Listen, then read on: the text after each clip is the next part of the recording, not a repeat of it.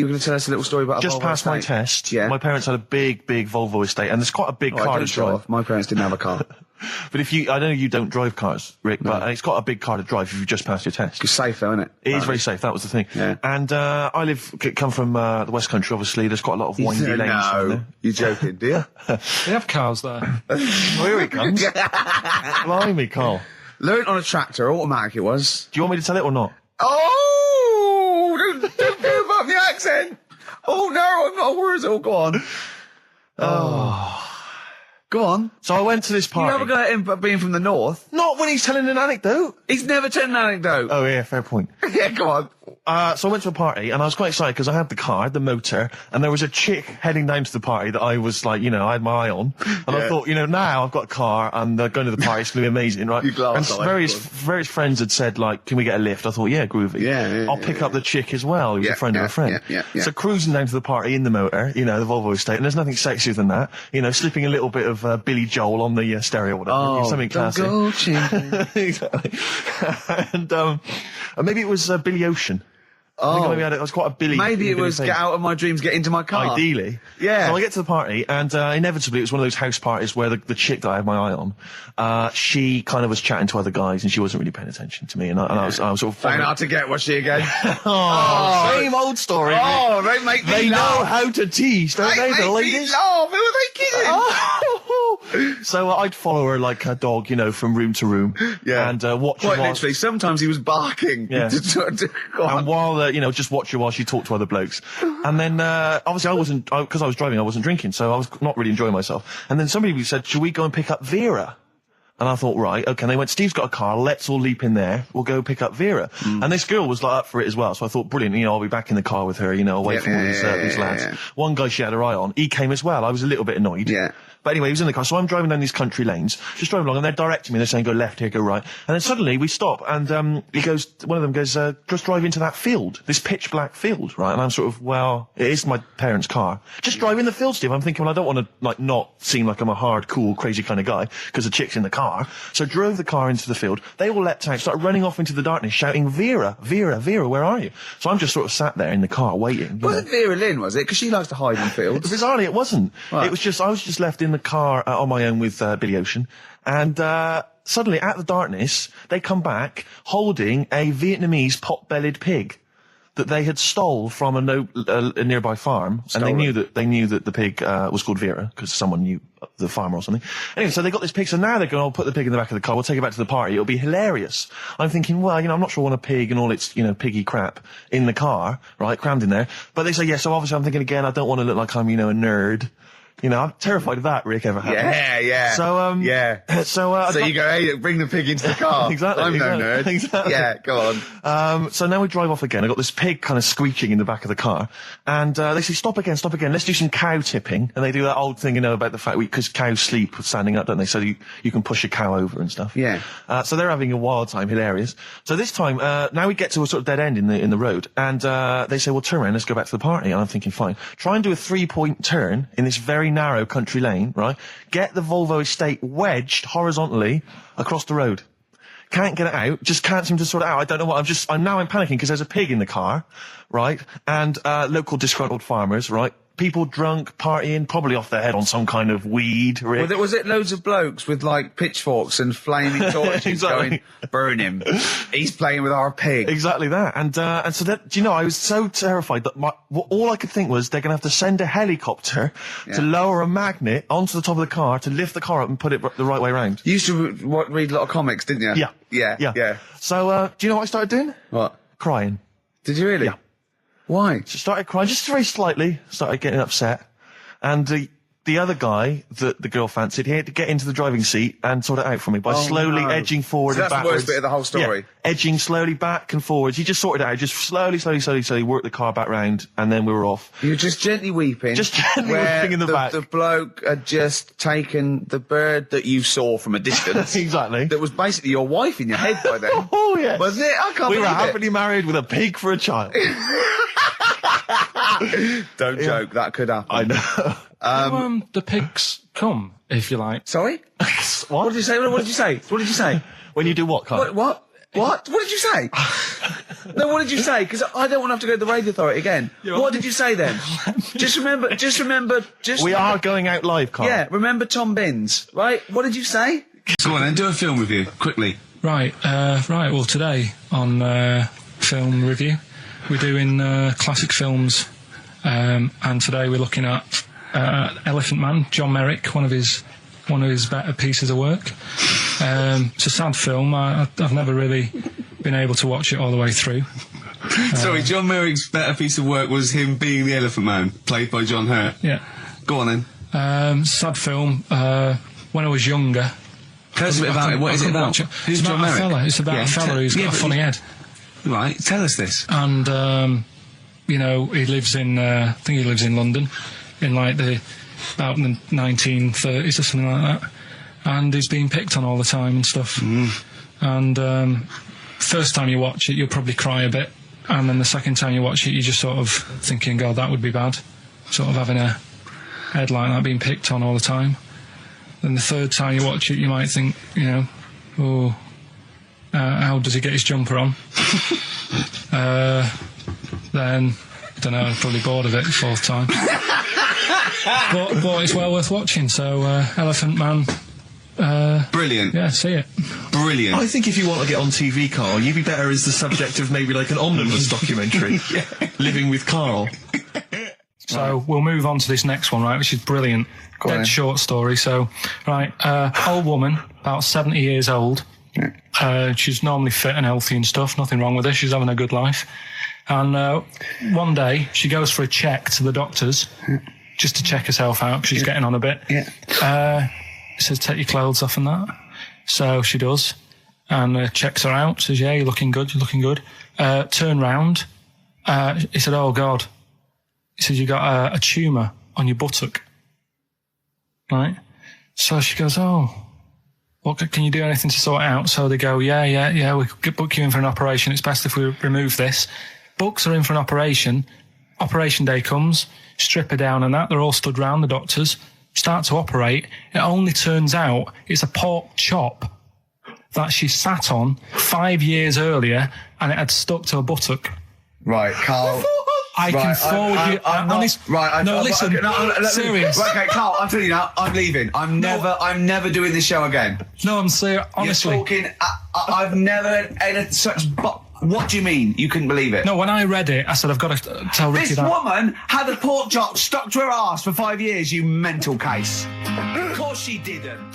I had some exciting news this week, Carl. You'll be pleased to find out. I'm worried that you might get a little bit jealous, because it's obviously going to impact on your world quite strongly. Because I know you think you'd like things to be quite samey. You like the status quo to be maintained. You like the fact that in the past, we've had some crosswords. Because I remember, what did you think of me when I first walked in? When I first came in on the first day of XFM? I don't know why you're making a big deal out of it. I'm just being honest, though. I'm just being honest about a lot of people who see you for the first time sort of go, well, he's a bit weird. I know that, Steve, that you brought it up, and then you're again. But I'm sure that wasn't what he said before. No, did he say before? Well, he was a bit weird. Yeah, well, he looked at you, and I knew. I could see by the look on his face. You know when you know your kid, and your kid's sort of scared of something, and they go, "Why's your kid?" He goes, "Oh, he doesn't like pigeons or spiders." Right. It was like that when I saw Carl, and I brought you in, and I went, "What do you think of that, Carl?" I could see the look on his face that he was disturbed. Sure. And then, as he said, you get used to it, don't you? Yeah, you get used to it. And you have changed a little bit. Your hair's a bit smarter now, and you got some nicer glasses and that, I think. Or I might just get used to it.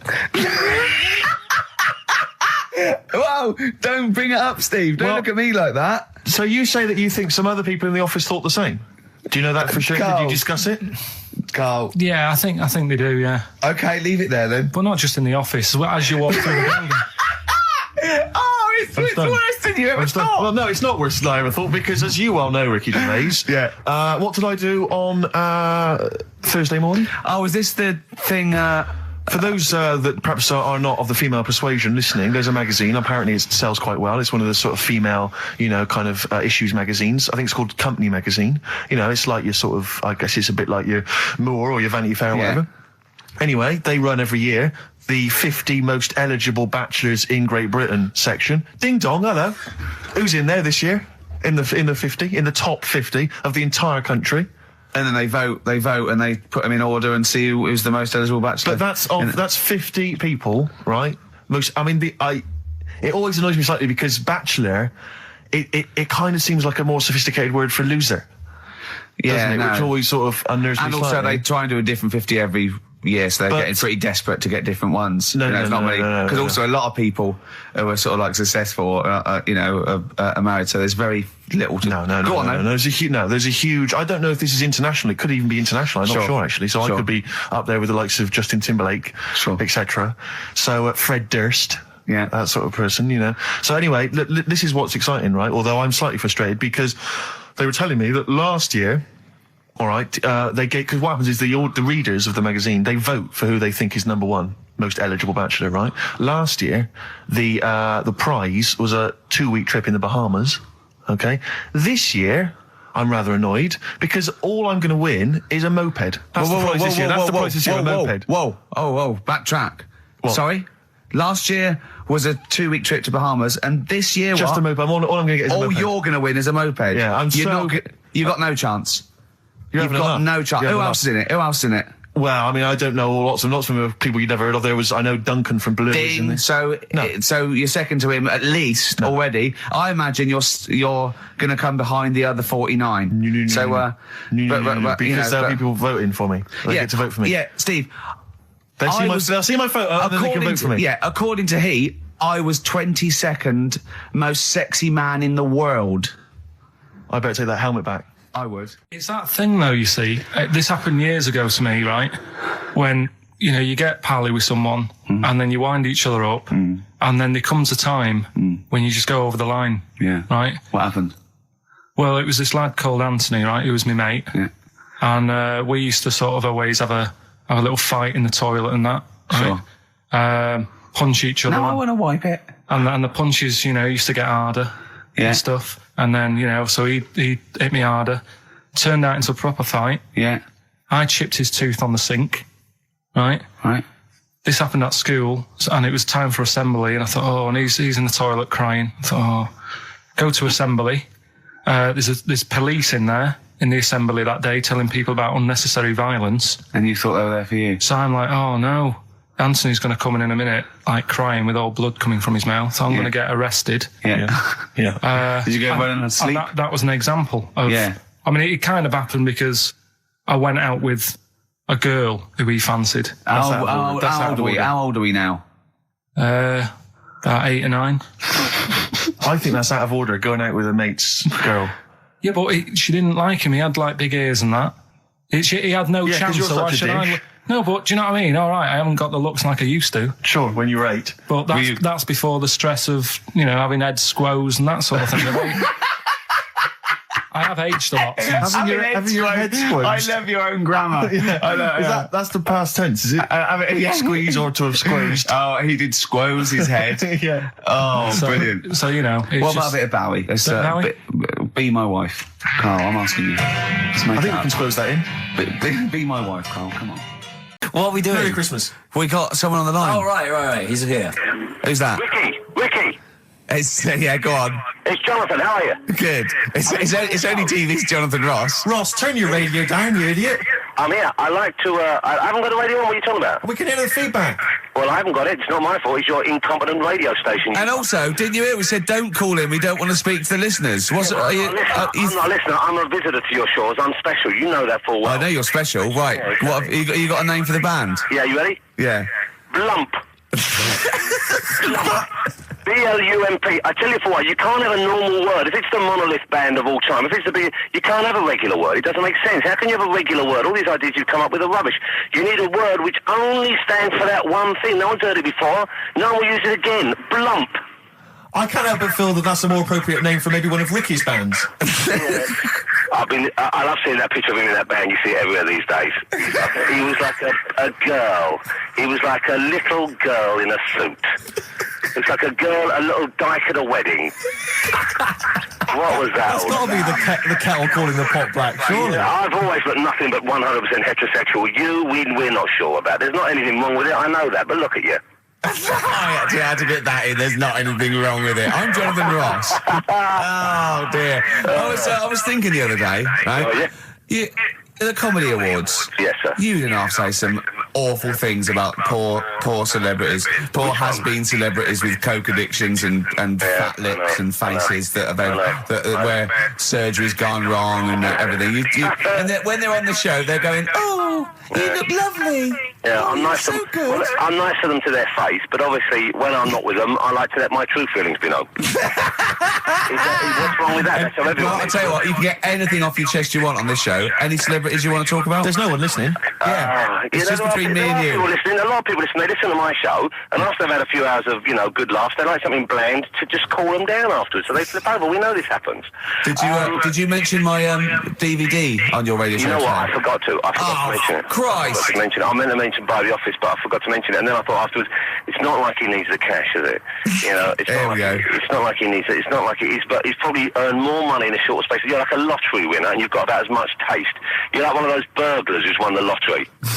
I am. I'm dressed like an Albanian window cleaner at the moment. Burglar from Reading who won the lottery, and now he's fritting it away on what? I do feel sorry for my neighbours. I've moved into a really nice place. I feel like it's the hillbillies. No, it's nice he's moved in though, because it's nice. He's given them something to sort of talk about behind your back. You've united the whole block. Right, go and play with some Japanese wind-up toys now. I'm going home to play Mario Double Dash with my son. It's going to be a good afternoon. I phoned you once after I finished my show. It was about 5 minutes past 3.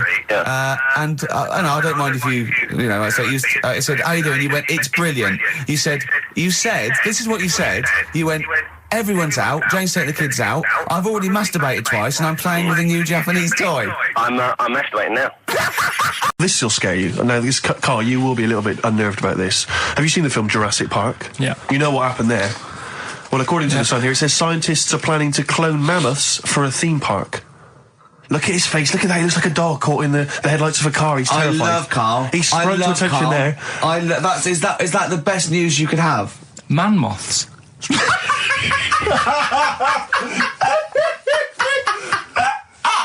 Right, yeah, man moths. I man love moths. the fact that that's why he was so excited that they bred a man moth. What is this? Yeah, it's a human being that hides in your wardrobe and eats an entire jacket in a day. Yeah. What do you mean, man moths? Mammoths. Mammoth, the big hairy cow from the Ice Age. I mean, elephant. You're not so excited about that, then? You can take or leave bringing back mammoths to life, but a man moth... A man moth is a different matter. Oh. If we'd have never brought that up, he'd have gone and told someone now, they've bred an half man, half moth. This is how things start. This is what we mean when you hear these ghost stories. Are you slightly deaf? Is that it? When you hear these stories, you're slightly deaf. And his head was in the basket, and he went, count how many times I blink. Is it... Carl, is English your first language? Are you actually foreign? Is that the thing? Yeah. Should we speak when we say slower? foreign, we mean not of this planet. Yeah. Should we speak slower? Would that be a help to you? No, go on. Next What do you make of that? Do you think that's good? Do you think that's good to bring back mammoths? Prehistoric animals. These giant elephants. They're slow, aren't they? It's not as if they're going to get out and run fast and they can't capture them. They'd probably be a fence, to be honest, Carl. They'd probably be a fence. No, but you're asking it as if it could all go wrong, but it couldn't, could it? Well, really? but the point was about Jurassic Park is they thought it wouldn't go wrong. They thought they had it all under control. Have you learned nothing from Jurassic Park, Carl? Dinosaurs would say, think about it before you do it. But with a hairy elephant, it's not going to... Not a concern for you? Would you go along to see him? Would you be interested in that? If it was in the area. He's great, isn't he? I'd love a queue. Nothing right? impresses No, him. but what I'd like to do is Carl sitting like Yoda in a little cave, and I'd just like to see people like Tony Blair and Stephen Hawking's in a queue, and they go and say, "Carl, got a bit of a problem." And thinking of cloning a man and a moth. Problem? Not an issue. No, if I'm in the area, I might cruise around and have a look at it. Otherwise, just don't send it near my clothes. Oh, that's fantastic. Lars, and there she goes. What a great start to a show. We've had 20 minutes of some of the best banter, chatter and music and anecdote anywhere on the dial. You're damn right. High five. Yeah. Sweet, man, sweet. Oh, what are we talking about? Wow. I love that track. It's lovely. They've got a bit of the Liverpool gene pool, haven't they? That sort of doddy. You know what I mean? I like the Scouse sort of look. The Cilla Black and the Stan Boardman. Yeah, it's particularly unique to Liverpool. It's sort of happy and teeth and ears. And, it's happy and teeth and ears. Yeah. Oh, brilliant description. Yeah. Happy and teeth and ears. Yeah, that's just 3 of my friends. Yeah. Now, we've got a great track lined up, haven't we, Carl, that I brought in?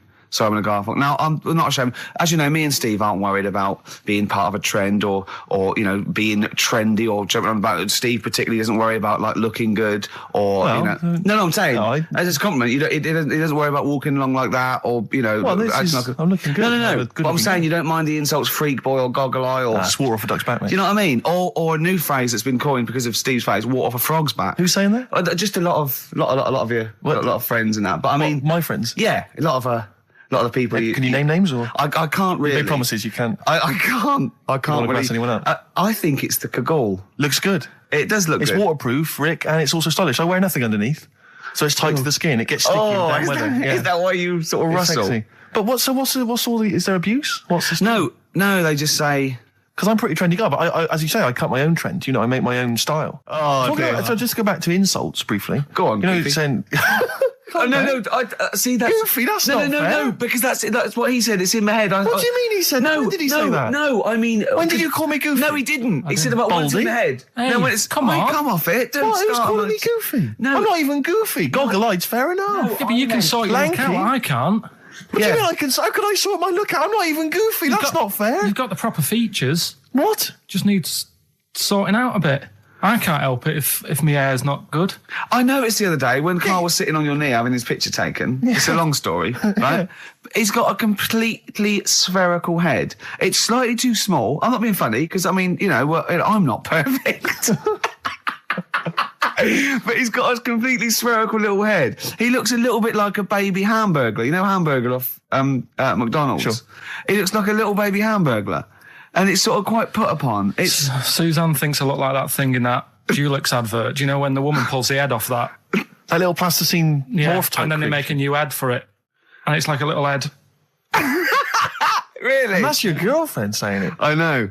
Anyway, listen, let's get back to business here. This is a great track. It's America by Simon and Garfunkel. This is where I started saying we don't care about being trendy and all that. Right. If you don't like okay, it. let's play Educating Ricky. Right. Brilliant. Go. Right. So- Ding-a-ling-a-ling-a-ling-a-ling. Educating Ricky. Right, what are we going for then? Hanging the bacon, airy Chinese kid, alien gives man a bird. I think Alien gives man a bit. I'd like to do that. Right, there's this fella, I think it happened in America, and he saw a bright light in the sky. And God, if you're bored. and he stood there. This is a true story, is it? Yeah. He stood there Yes, of course it isn't, Steve. and he saw this bright light and it came closer and closer and it was a UFO, right? Yep. And he looked at it and it disappeared, right? And he gets back in his car He looks in the mirror. and he looks in the mirror. Yep. He's only got a beard. He hasn't. You sure it wasn't someone else who got in the car and he was still standing out there? Right? What? And it turned out Yeah. he got home and said to his wife or his girlfriend, it's a bit weird. So I just got out of the car to look at a bright light, and I got back in the car and I grew a beard, and she said, never mind your beard, where have you been for 3 days? And what had happened is... He passed out because he was pissed. No. The UFO had taken him for 3 days. Yeah. But he'd only thought that he'd only looked at it and it went away. Yeah. But what had happened is he yeah. took him and Yeah. he grew a beard because he hasn't had a shave. Right, okay. I mean, was Will Smith or Tommy Lee Jones anything to do with this at all? Did you see this on a video maybe and thought it was an educational film? No, it's from a book that some kind person sent in to me. Here. Can I just ask again? Just again. I'm just throwing this right back at you. Do you think there's any other possible answer here? Right? A man is absent for 3 days from home. He's grown a length beard. of time that it could take to grow a beard, lest we forget. What if he hadn't actually seen a bright light in the sky? What if he was lying? What if he was lying? He got knocked unconscious. He'd had a car crash. Just any lying. number of other No, things. just lying. Or he was just lying. Yeah, he'd been on a bender, getting pissed for 3 Yeah, days and that with was his his mates. excuse to his wife. And they went, what, Dennis, what are you going to tell your wife? Well, wait a minute. Wait a minute. You're not going to believe I was out with you, lads. Just say you're only away for a minute. No, I wasn't away from it because of the beard. Oh, yeah, look, it looks like you've been out for 3 days. Well, we have. That's Exactly. right. Okay, we've got to cover that then. Alien abduction. Great one. Okay, let's try that. Do you see? That's a little scenario there that could have been played out. So, when you say educating Ricky, what have I learnt from this? Never listen to you again. That's all I've learnt so far. Never listen to you. Yeah. Right, yeah. This is the... I didn't want to do this. What do you want to do it? Well, I wanted to give you 3, and I gave you one. It was like the alien man gets a beard or whatever. Yeah, And which was total rubbish, so this one should be better, maybe. Hairy Chinese kid. Right, well, we've talked about hairy people in the past. True enough. Haven't we? Yeah. You know, the little kids who grew up in woods and hung around with wolves and that. Yeah, again, you're confusing it. Yeah, they're not, there were some people that were born very hirsute. They were not the people who were brought up with wolves. Yeah. You just put that together in your Homer Simpson type mind. Right, well, this is like a sort of close to that sort of story. Yeah. But the weird thing is, right, Chinese people aren't that hairy as a nation. No, seriously, that's a well-known fact. They don't have that much body hair and stuff. Okay. So this little kid who was born over there, he was like covered in stuff. Was he? And it was only his nose that wasn't hairy. The rest of his body was caked in hair, right? And his hair sort of What grew. sort of hair was it? Was Thick hair.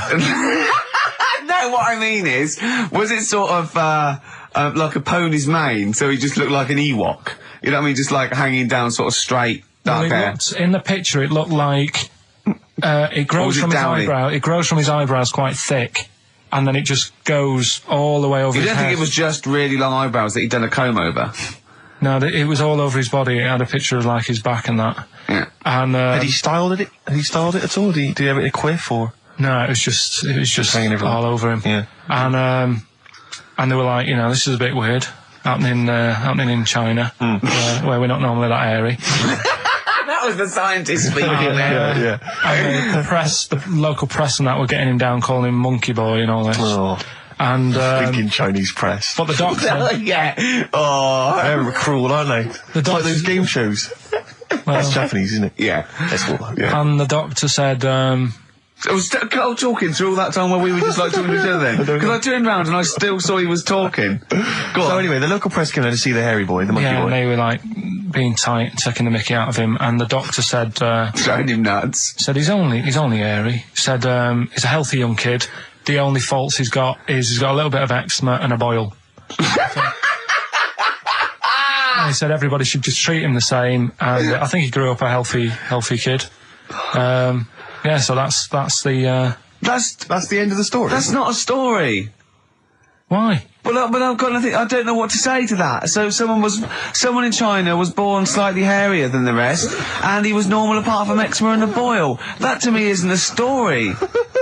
But if it is, I've got a million. I mean, it's sort of like bloke from Manchester went a bit bolder than the rest, got a job on radio. He was normal. I mean, that's not a story, is it? Do you know what I mean? Right, so what did you say you're going for? You've got your 3 titles, your 3 teasers. Well, I think I'm going to go for don't do that to it. You know it can't live for that, Ned. I'm looking forward to this. Right. So this is educating Ricky, for those that have just tuned in. Now, something that Ricky told me about when he was educating me was that a cockroach, if you cut its head off, it lives for a week. Yeah. Right? And the only reason it dies is because it can't take on water. Sure. It doesn't have a great time in that week, though, does it? No. I mean, it doesn't get much done, I don't imagine. It just needs water, and because it can't find any, like its eyes, it eventually dies. Yeah. Right? No. So what? No, it's not. That's not. It's Anyway. you can't drink. Anyway. So have you heard that one about worms? Okay. I have. Go on. If you cut a worm in half, Yeah. a lot of people have said in the past that it'll turn into 2 worms. Right. But that isn't actually true. Okay. Who said that? No, it used to be like, you know, Kids at school they said it on, kids at school and stuff. Yeah.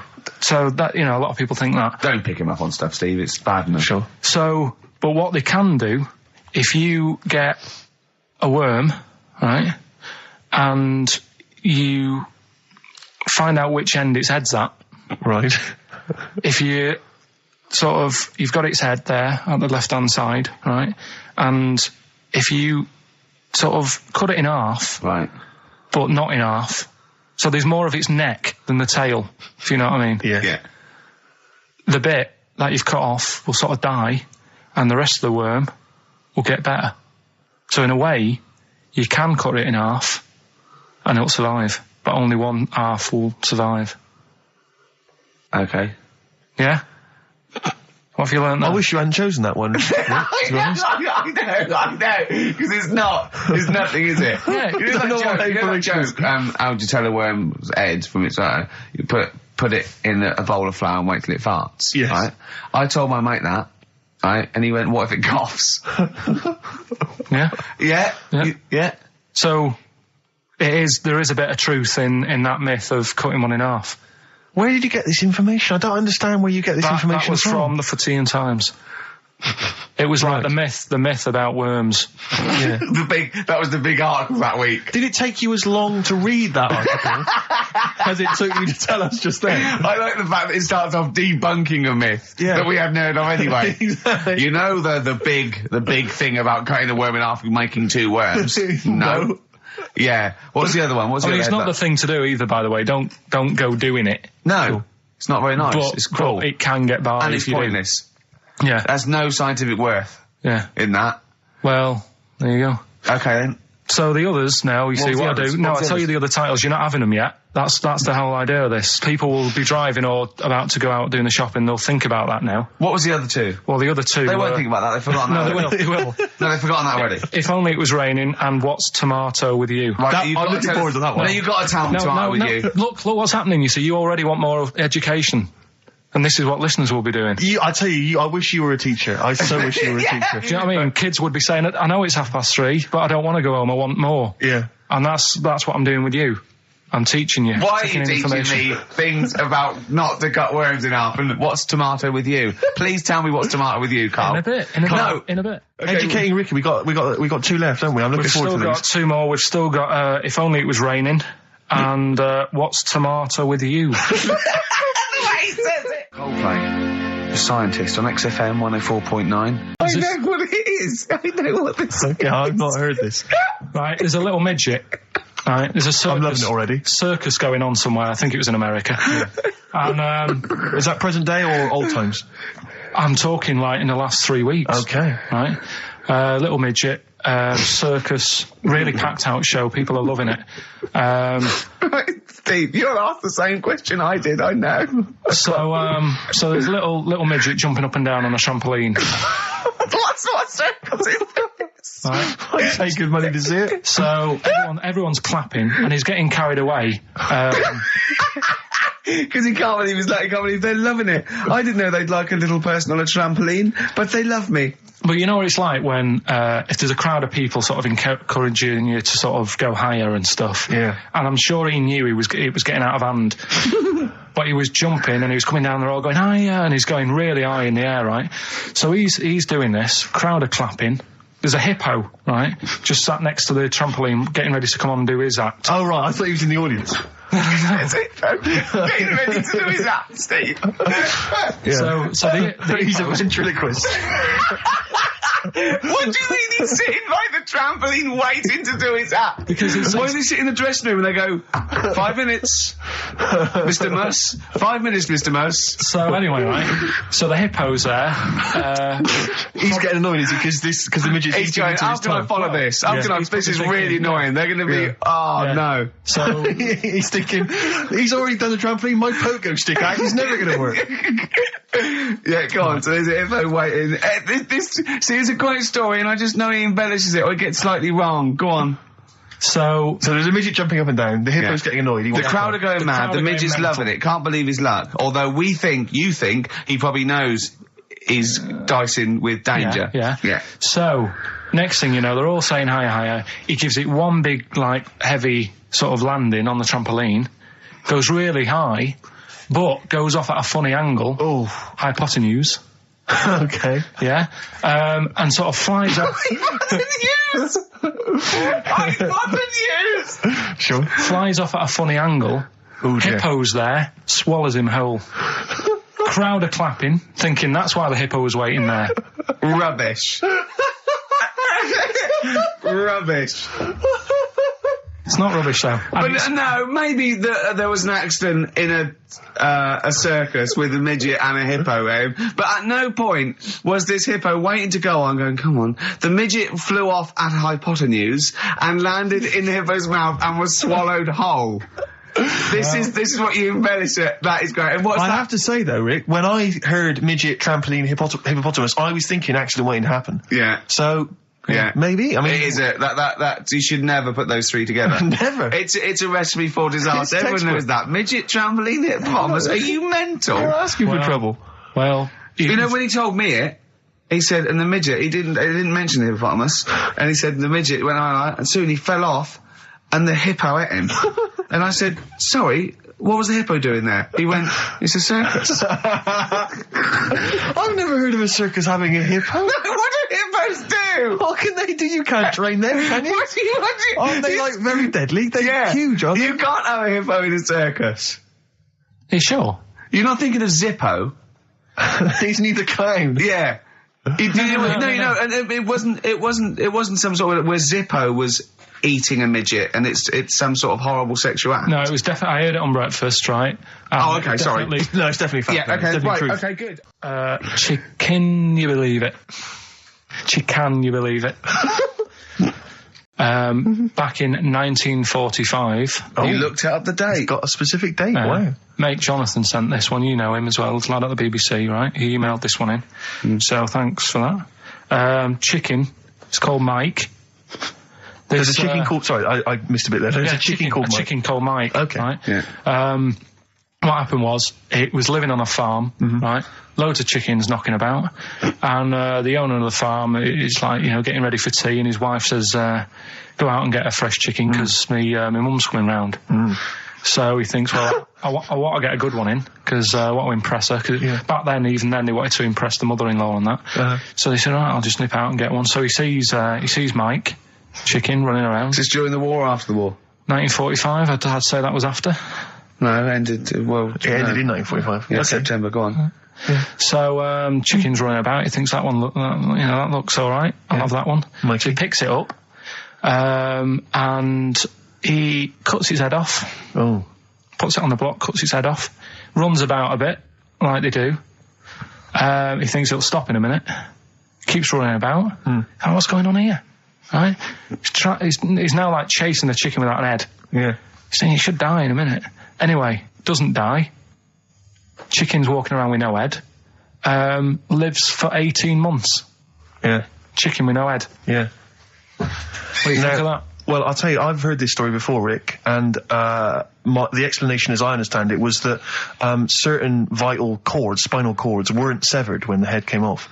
So that was why it continued to live. Yep. I don't know if that sounds plausible. It's fine. Absolutely fine. How did it take on protein and energy? The fella who owned it, he said, well, hang on a minute. He said, I could kill it now. But I've got a wonder chicken here. But he's thinking, it must really want to live. Sure. Right? If it survived that, I've got something here. Yeah. So what he does, he gets a little eye droplet thing that he used to use on it. Obviously not anymore. Right? And he filled it with grain and water.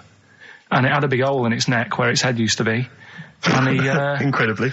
And he dropped... You know what? There's I mean, that is possible then, if it, without infection. Without infection, if he was taking on things, it is possible, right? Why? Why what? Why did he do it? How cruel is that? I mean, that was not cruel, because the chicken obviously, He said if he thought it was a bit fed up, he would have killed it. He said, but it was running around quite happy. Well, it wasn't fed up at all, because it had no brain. Well... What do you mean, wow? I'm just saying what... It was nothing. It was just sinew and nerves and electrical impulses breaking down energies, right? That's all it was. It didn't have a brain. So it was... But I'm worried about the psychology of keeping a pet without a head. I'm worried more about what the farmer was thinking than the chicken. I tell you this, the question I'm asking is, was the mother-in-law impressed? I mean, that's why he set out to shot Mike's head off. This is lovely, but it's just the head. Well, you don't kill a chicken like that all at once. I thought we were having chicken for dinner. Come and look at this, running around the yard. Yeah. Oh, dear. So, there you go, you've learned something there. Yeah, I have learned something. Yeah? Yeah. So... One more. That farmer, I've learned that farmer was very strange indeed. Yeah. There you go. I have to say, to be fair to Carl, I have a feeling like when I read it, the reason he kept it alive was as a novelty. He got charged people to come and see the incredible headless chicken called Mike. Right. So, there we are. That's great. am I going to have to thump you? Yeah. Do you know the saying, shut your face? Yeah, I've heard the well-known Shakespeare, innit? Yeah. Do you know how it came about? No, Joe Dolce. No, Go on. It's ages ago. Oh yeah, literally. Like knights who wore armour. Okay. And that's armour going to have to thump you. That's how it came about. Okay, armour. They wore all the stuff and they had the helmet. And say if they're guarding something at night, stood outside a castle or something, Yeah. and there's probably going to be 2 of them. Right, so they stood there talking and that, and talking about stuff, and The future. Sort of, medieval stuff. one of them's like, "Oh, we should shut up." You know, I've been stood here for hours, and he's going on and on. Yeah, sure. So he'd say, "Shut your face," meaning, shut the guard down on your helmet, The visor. and I can't hear you then. So shut your face. Shut your face. And that's Okay. that's how it came about. Well, I suppose that's... It would be interesting if I could just rely on it. As I'm not sure it's true. I know. I just never know. I can. It needs to be corroborated. It's like I don't know where he got it from, but anything via Carl is precarious. Yeah, I mean, I feel like maybe you should give us your sources next time. You know, tell us where you got I'll this tell you. information from. Got it off the internet. Yeah, but where on the internet? I can't remember where that one was. I mean, I always go through like the news pages and stuff, and Yeah, go on that one. right, in Turkey, Nice. it's not actually. That's where I went, and there was them little fellas after Suzanne in the kitchen. What? What do you mean? We went to Turkey. You went to And, Turkey and there were some little fellas. Well, they had quite a few sort of midgets working in the kitchen. Why? Is it a theme? No, Was it a it's theme just- holiday? I don't know. Might get them cheaper or something. Was it? So they were get them working, cheaper? They were working in the kitchen, and one of them fancied Suzanne and kept sort of eyeing her up, and she was winding me up saying, "Oh, Not iron up and down, just eyeing her up. anyway, no." So What anyway, was she doing in the kitchen? no, it's like a pick what you want to eat type buffet, but you have people clearing the tables and that ready for you to come along, Are they low tables? and you know, he was just keeping an eye on her. What did he say though? Was he? How did he What make was he? this Was he a clear? It little? was Turkish, so I don't know what he was saying. But he was. Was he? He was. Little fella, yeah, Did he talk What do you to mean her? a little fella? What do you mean little fella? sort of dwarf-like. What do you mean dwarf like? He had magic powers or he was 4 foot? What do you mean, A Carl? little bloke, just like a normal bloke, but small. If you stood him in the desert, you wouldn't know. But he'd be hot nothing at around first. him. Right, Carl. You should watch out for the monkeys. Yeah, underground. There's underground monkeys Look, are look, you can't just say there was a little midget fella who was eyeing up my girlfriend and then leave it. What do you mean? What was happening? This is a story to us. This is much more interesting to us than, and she was deaf, right, and she hit her head. That's much more I don't interesting. understand how it manifested itself. Did he come over and say something? No, do you know when it's like girls know, don't they? When someone fancies them. What do you mean there was lots of them as well? Do then? they? That's worth knowing. Listen, right, come on, right. So you went into this holiday, yeah? Yeah, wasn't And you that went good? into the dining room or something? Yeah, downstairs. And in you the looked dining over- room. Thought, this is odd, there's no one serving. Yeah, and they go, Wait a oh, minute. hold on, you looked down and there was a little waiter. There was loads of them running around busy. Why, though? Why did Because they it get was the... summer. What do you mean? Because it was There was loads of summer. them. They had more of them They on. come out in summer. They come out in summer. What do you mean they had more... What do you mean? Because it's busy, isn't it? Well, no, but they Summer. hibernate in the Why winter. were they all midgets? I don't know, maybe it doesn't heat stunt your growth or something. No! Well, they just happened to, maybe it was a thing that they did for tourists or something, I don't know. I just got on with my meal. It was a holiday, do you know what I mean? God. Right, So some midget serving. I'm not going to ask any questions. Right, okay, yeah. So they're all little fellas running around, and this one always was like, you know, oh, do you want a new serviette? You know what I mean? Going out of his way to sort of... for turning on the charm. Yeah, he was going out of his way. The others weren't. Right. I think what was happening is he'd been working with Santa all the winter. Yeah. This is sort of little summer break. This one He was hadn't seen your a girl. waiter, and so he was being polite to you. Maybe. But what did Suzanne say then? Well, she was using it to wind me up. What was she saying? Oh, he's... Oh, just like, you know, look. He may be small, but he's Well, built like a... Yeah, he's all man. so Were you jealous of a midget then? You were jealous of him? it is a bit annoying, isn't it? Why?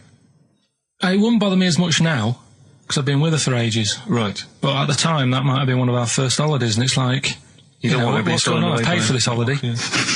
And then you get off with a midget? Yeah. Oh. So anyway, But it doesn't matter because you got chatted up by a bearded lady. So.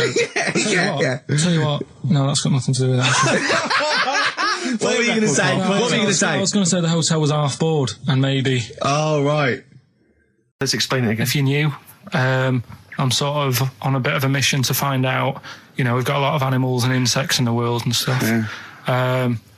Do we need them all? It still amuses me. So we've found out we've got to keep jellyfish. We've done octopus. She said we've got to keep them. This week, snails. Do we need them?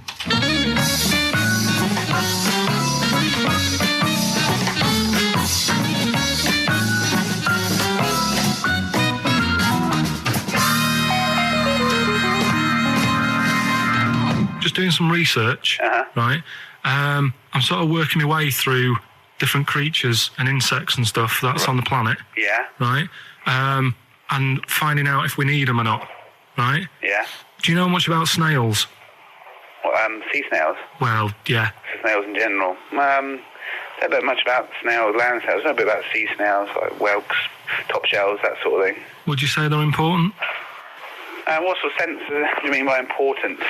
Say if we had to sort of get rid of some animals and insects and that because we're running out of room. Right. Do you know what I mean? Because I'll tell you what I know about some snails. I don't know if this applies to sea snails as well. I mean, I called you today because a lot of other places are shut. Yeah. Right? So I know they like to eat stamps, apparently. The glue on stamps. They love it. Right? Right. Apparently a lot of letters and stuff aren't getting to where they're meant to be getting because snails are crawling into letterboxes and eating the stamps. That obviously doesn't apply to the sea ones, but that's a problem they're causing. All right. Were you aware of that? No, I didn't know that. But you're glad you answered the phone today? Right? They love beer.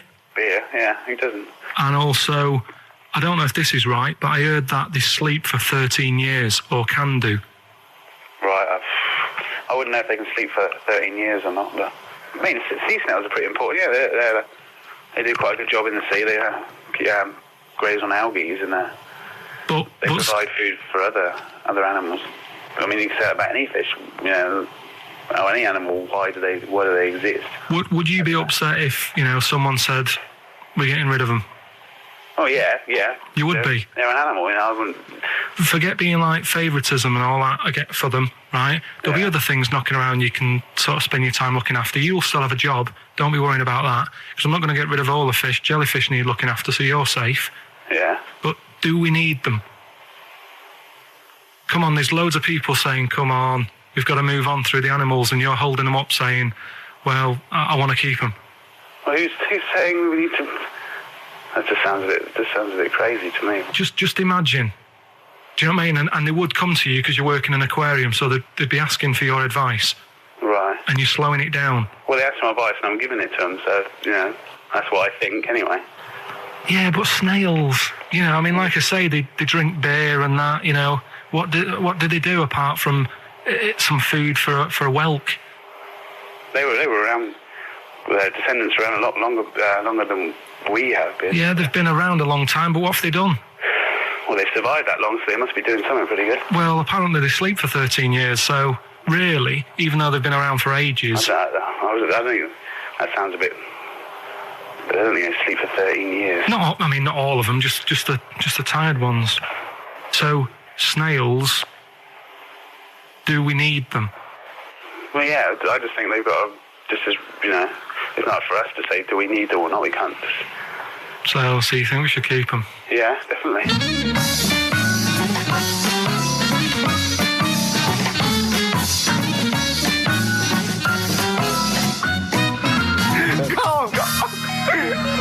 Carl, I'm proud of you. That was getting really quite annoyed. I know. What did he think he was doing? What? I don't know what you tell these people. I mean, you don't get their permission to play this out, do you?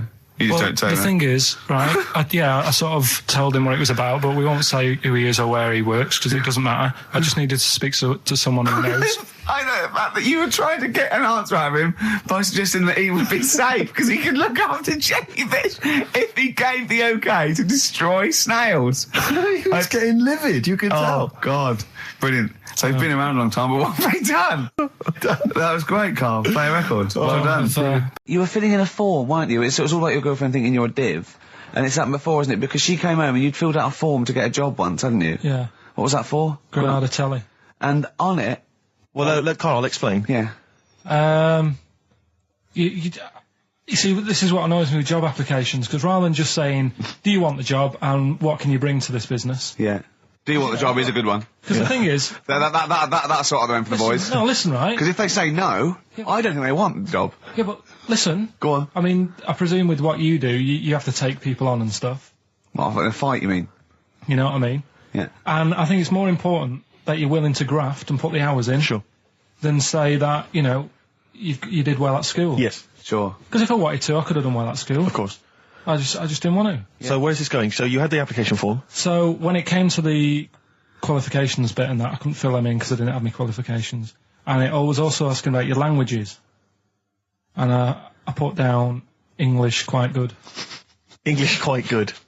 And his girlfriend came over and seen the form that he'd sent off. This was a copy of it. Yeah. And so she went, oh, you know what I mean? So that's what started, you know, the disappointment. So they're going to get that and think that you're not English. I don't think I've got it. It was ages ago. Right. How long ago was it? Oh, well, it was when I was still in Manchester, so 5 years ago. I don't think you've got to know. No, I think you'd... There could be a long list. I mean, there's probably a lot of admin problems in that organisation, but they probably...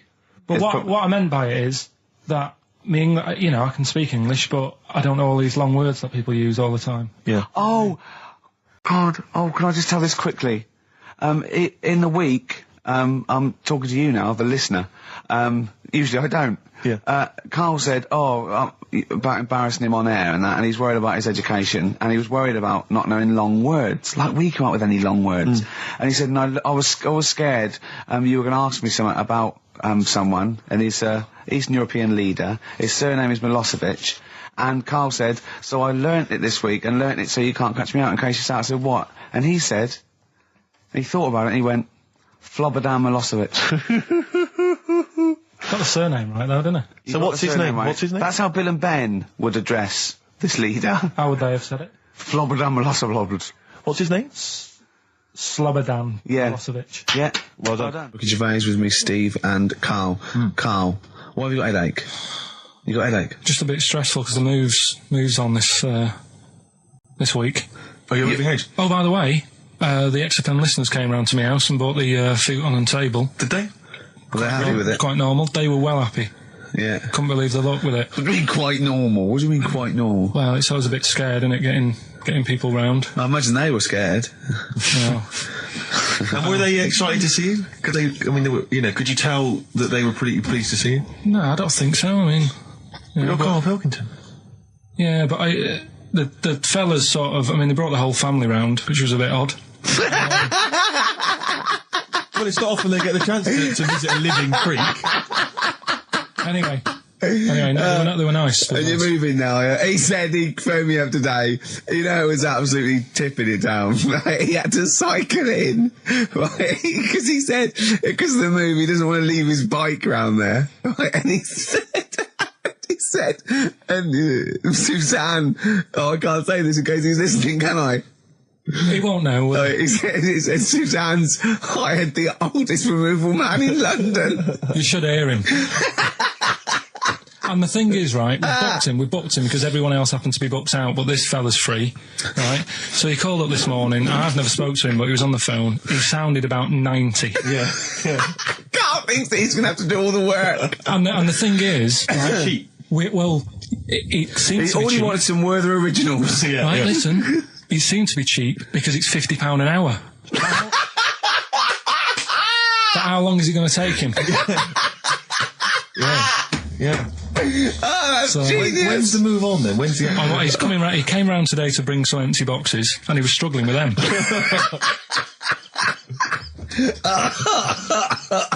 So it actually happens on Wednesday. Oh, God. Anyway, so Richard, let me say you were laughing and almost had a heart attack. Doesn't bode well for the boxing match, does it? Cough at the moment, and I've had my lemsip. Oh, that was great. That was very, very funny indeed. What a wonderful clip that was. I enjoyed Do you it. remember that? Yeah. Wow. We should go in a competition. Who's the tastiest cartoon ever? Well, actually, I threw someone up did Cheetara. I threw up Jessica Rabbit. I've had some people contribute here on Go the on. email. We've got someone here, Dom, has emailed us. He's told us that for him, Daphne from Scooby-Doo. Yeah, Always popular choice. And obviously, this is one I've never quite understood. Wilma from the Flintstones. I've actually always felt that Wilma. I don't know. I just thought she was a bit. No, not a bit Wilma. homely. Betty, surely. Yeah, Betty. Well, this is what I'm hearing. Wilma. I mean, yeah, Betty, surely, but Wilma. No, I mean, she's quite homely. But Betty, yeah. Come on, Steve. You wouldn't say no to Wilma. No, I suppose not. If it was on, I'd be worried about Fred if he found out. I'd hate to do it, you know. I don't want to do it to Fred. He's a good guy. He is, isn't he? He's a bit of a chump. Whereas Barney, to be honest, I don't think he deserves Betty. Do they both work in the quarry? Because, I mean, let's be honest, Fred, not a smart man. I mean, he obviously didn't come out of rock school with anything other than a couple of basic O-levels. I know, but he's a hard-working, sound sort of guy. They got a big house, they got like a TV, they got that bird thing. Yeah. I be honest, if I was Fred, I would be a little bit disappointed that my kid does nothing, whereas Barney's can lift up sort of tall buildings. Sure. Bam, bam. He's a very strong... You know. I mean, interestingly, Fred loves his job. He's always yabba-dabba doing at the end of the day. He does the whole day lifting rocks from one place to another. I'll tell you what, I wouldn't take that from that cat, though. I would. If a cat picked me up by the scruff neck and put me out, right, on the doorstep, I'd go mental. I'd get rid of it. It is a saber-toothed tiger, though, Carl, so it could rip him to shreds. It's not like a normal domestic cat you have nowadays. You know when they go to the drive-in at the beginning? Yeah. And they order, maybe some ribs. Yeah, that huge rib, and it tips the car over. Yeah. Was that her first day on the job? Because I've never been ordered before. Yeah, she'd have realised. Yeah, we're out of pig. We've got Brontosaurus rib. Exactly. He goes, well, that knock the car over. No, it won't. I don't know. Rick, can I tell you now? That was an accident waiting to happen. It was really, wasn't it? Yeah. And it did. Oh, dear. Mind you, I went to Texas once, and I had some ribs, and it was like the Flintstones. It was huge. And not only did it look too much like an animal that I couldn't actually eat it, I don't know who could eat it. I mean, seriously, it was 2 foot long. Yeah. And all the it was like half a rib cage.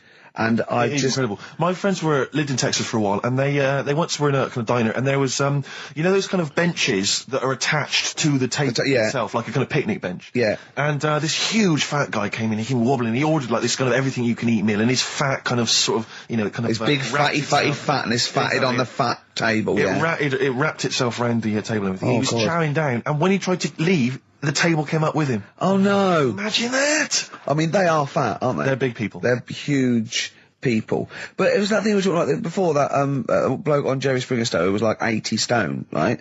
Now, I felt quite sorry for him. He was really sad and he was crying. It is rad, but my point is this, right? When he got to say 50 stones, didn't he go, that's too much, That's not enough. For a land animal. Exactly. Do you know what I mean? Yeah. That's big, isn't it? I mean, I'm getting worried. I'm 13 stone, and I am genuinely getting worried. I'm thinking, oh, yeah. God. When you've got that big, when you've actually got your own mare. yeah. When you have to get in helpers to look what the scale says. Yeah. Like 4 or 5 people lift up your belly and go, it's 52 stone. You go, that's too much. Exactly.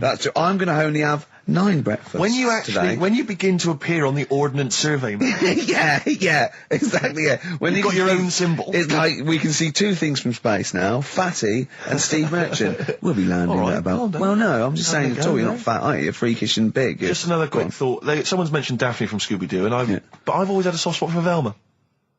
Velma? Because Velma glasses. I mean, I'd have She's clever. Can I tell you what would have happened if I was in that environment? I was maybe on the... Your glasses would have got tangled up. I'd have always had I'd always been making a play for Daphne, right? And Velma would have fancied me, but I'd have always ignored it because I was playing for Daphne. And then when I finally realised it was never going to happen with Daphne, I'd have blown it with Velma. Maybe not, though. Maybe not.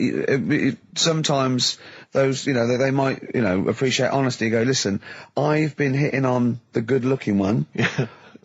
Oi, Four Eyes. Yeah.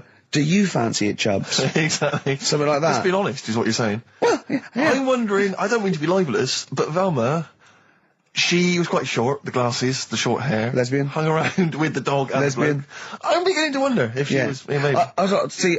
Unfortunately, I said lesbian there, and you still carried on with your assessment of what it is to be a lesbian. It's bad enough doing the cliches of having short hair, but you said the dog. Yeah, well, she hangs around with a dog. So do lesbians do that? Well, have you seen some lesbians? They're right dogs. Good night. Have you seen what I've done there?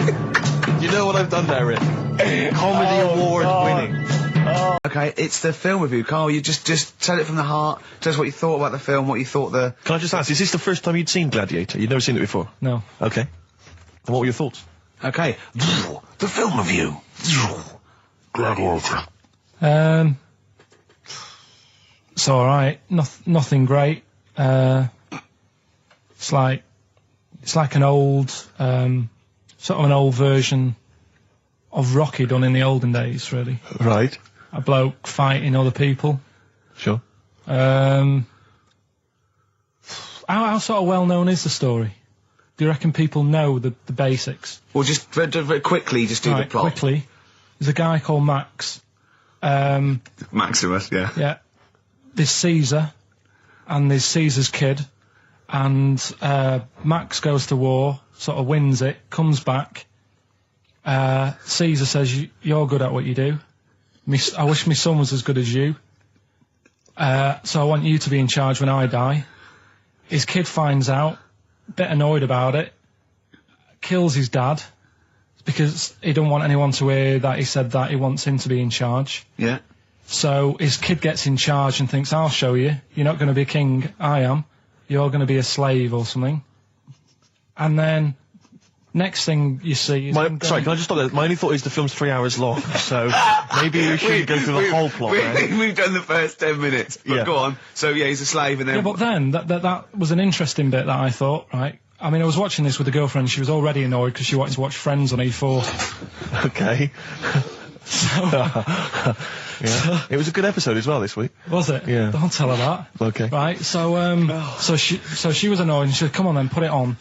And I got it wrong straight away because it says on the back 149, so I thought that was an hour and 49 minutes. It turned out it was 149. No, I thought it was 1 hour 49. Yeah. But it was 149 minutes. Sure. So it overran anyway. By 40 minutes. Yeah.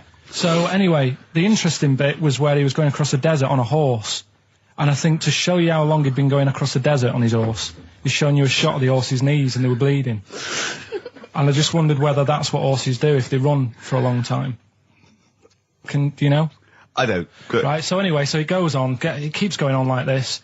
He's a slave, and then he has a fight at the end with the Caesar's kid, and he kills him.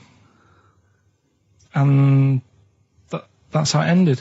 Okay, good. What did you think of it? Just generally, what bits... What do you think was wrong with it? Right, well, I've read up on it, and there's already a fact that is wrong. Right. Caesar's kid, he didn't actually kill his dad. His dad died of a natural death. Right, in real life, you mean? Yeah. Okay. And what's Caesar's kid's name? Comedian or something?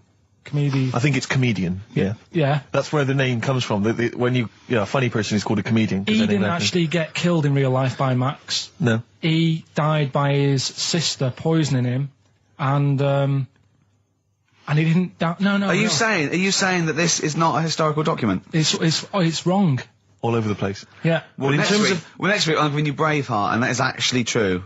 That is factually accurate. I can't handle it. It is. It was a little Australian fella that helped him out. Just for people who watched it, you know that the guy, Caesar's kid. Yeah. He died. His sister tried to poison him. That didn't work. Apparently, he was a gay fella, and his boyfriend, who was a wrestler, strangled him. Where did you get this information? On the internet. I thought I'd look it up to see how much of it I actually got right. Yes. And that's what I read. Okay, so out of 10? 5. Really? Yeah. Okay. It's no good. I wouldn't get it out. It's annoying the way it says, like, you know, this film's got to be seen at the cinema, because I saw it at home and I don't think I missed out on anything. Very good point. I think that's probably the point they're making, but yours is valid too. The Mad Monk. Go on then. When things like that happen, right, you know, you've been told not to mention it. Yeah. And you're like a little kid.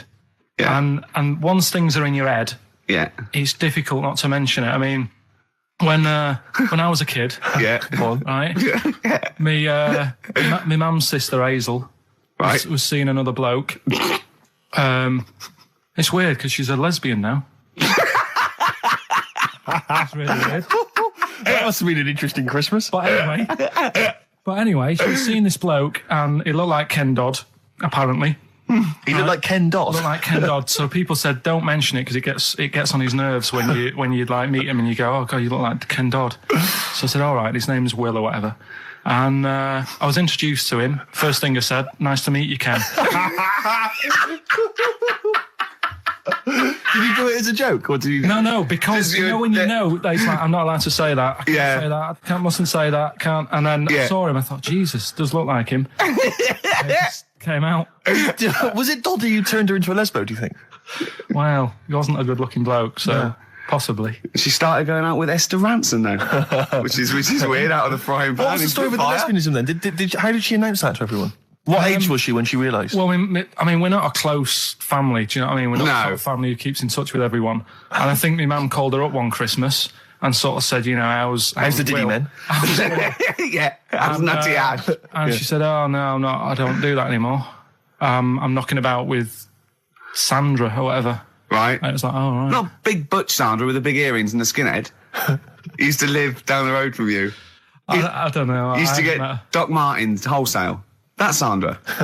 Making some ass today because I'm going to be shamelessly self-indulgent, and we've only got 2 shows to go, so I'm playing some of the most beauteous tunes in the world. And I was just telling Carl, lined up a Simon and Garfunkel track, Only Living Boy in New York. He went, why is he the only living boy in New York? I went, what? He went, what does that mean then? I went, I don't know. He went, well, what's it about? I said, I don't care. I said, it's a lovely song. He went, no, but what's it? I said, I don't go into that. I said, he went, I like a story. I said, like what? I said, killing of Georgie, no trickery. Killing of Georgie. I think we should play that at the last. It's good. I heard it the other day on Radio 2. It was cracking. It sounds like, well. It's really good. Tell them what it's about again. It's about little gay fella. A little what? A little gay fella? Yeah. Right. Who, I mean, I haven't heard it for a bit, so it's all off memory, this. But, gay bloke. Is he from Scotland?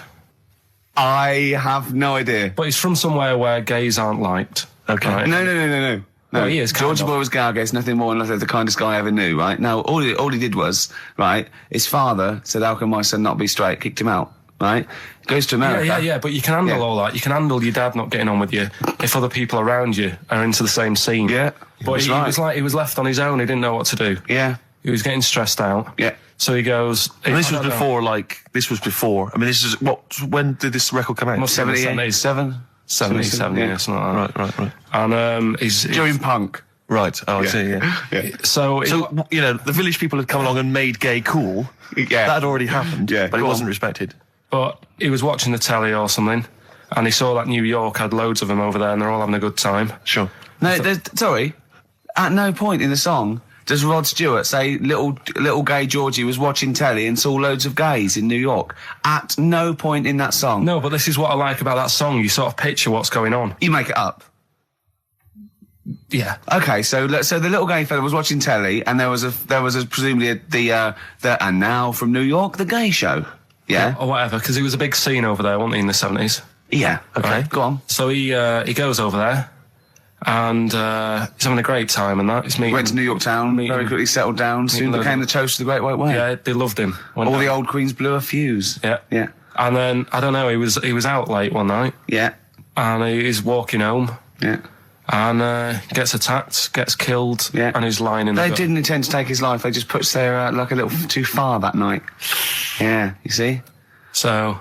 Yeah. But what's good there? Is it good that he had a bit of a good life and was able to be himself? Yeah. Or should he have stayed in Scotland? He didn't come from Scotland. Again, I really... Right, I think... is there any way we can get this song before the end of the show and play it? Because I've heard it recently. A lot of people listening will have never heard this song. They won't have any idea what we're talking about. Can I say what you said when we were talking about that song once before? Is it bad? It might be. Because we were talking about, Georgie Boy, and he, got it. I don't know. What? It's when you said... Well, no, it's a fact. I don't think if... Right, he said, so it's looking at Georgie, he gets out, so dies, right? He goes, well, they do go out late. I know. Gay people I go know out a few late. gay people, and they start to party late on. That's why in Soho, right? Girlfriend got in a cab, right? Suzanne was in a cab, and the cab driver was taking her to an early start, right? She works at the BBC. Yeah. Early start, 4 a.m. It was going down. It was mental in Soho at 4 a.m. Yeah. They were all still like starting the night out. How do you know they're gay? It's Soho, isn't it? Fair enough. Okay. Play a track. I'd love to be able to try and dig this out. Yeah, we will. This is Simon and Garfunkel, The Only Living Boy in New York. It's lovely. Mm-hmm. Let me ask you now, Carl, you will be a little bit unnerved about this. Have you seen the film Jurassic Park? Yeah. You know what happened there? Well, according to the Sun here, it says scientists are planning to clone mammoths for a theme park. Look at his face. Look at that. He looks like a dog caught in the headlights of a car. He's terrified. I love Carl. He's sprung to attention Carl. there. Is that the best news you could have? Man moths.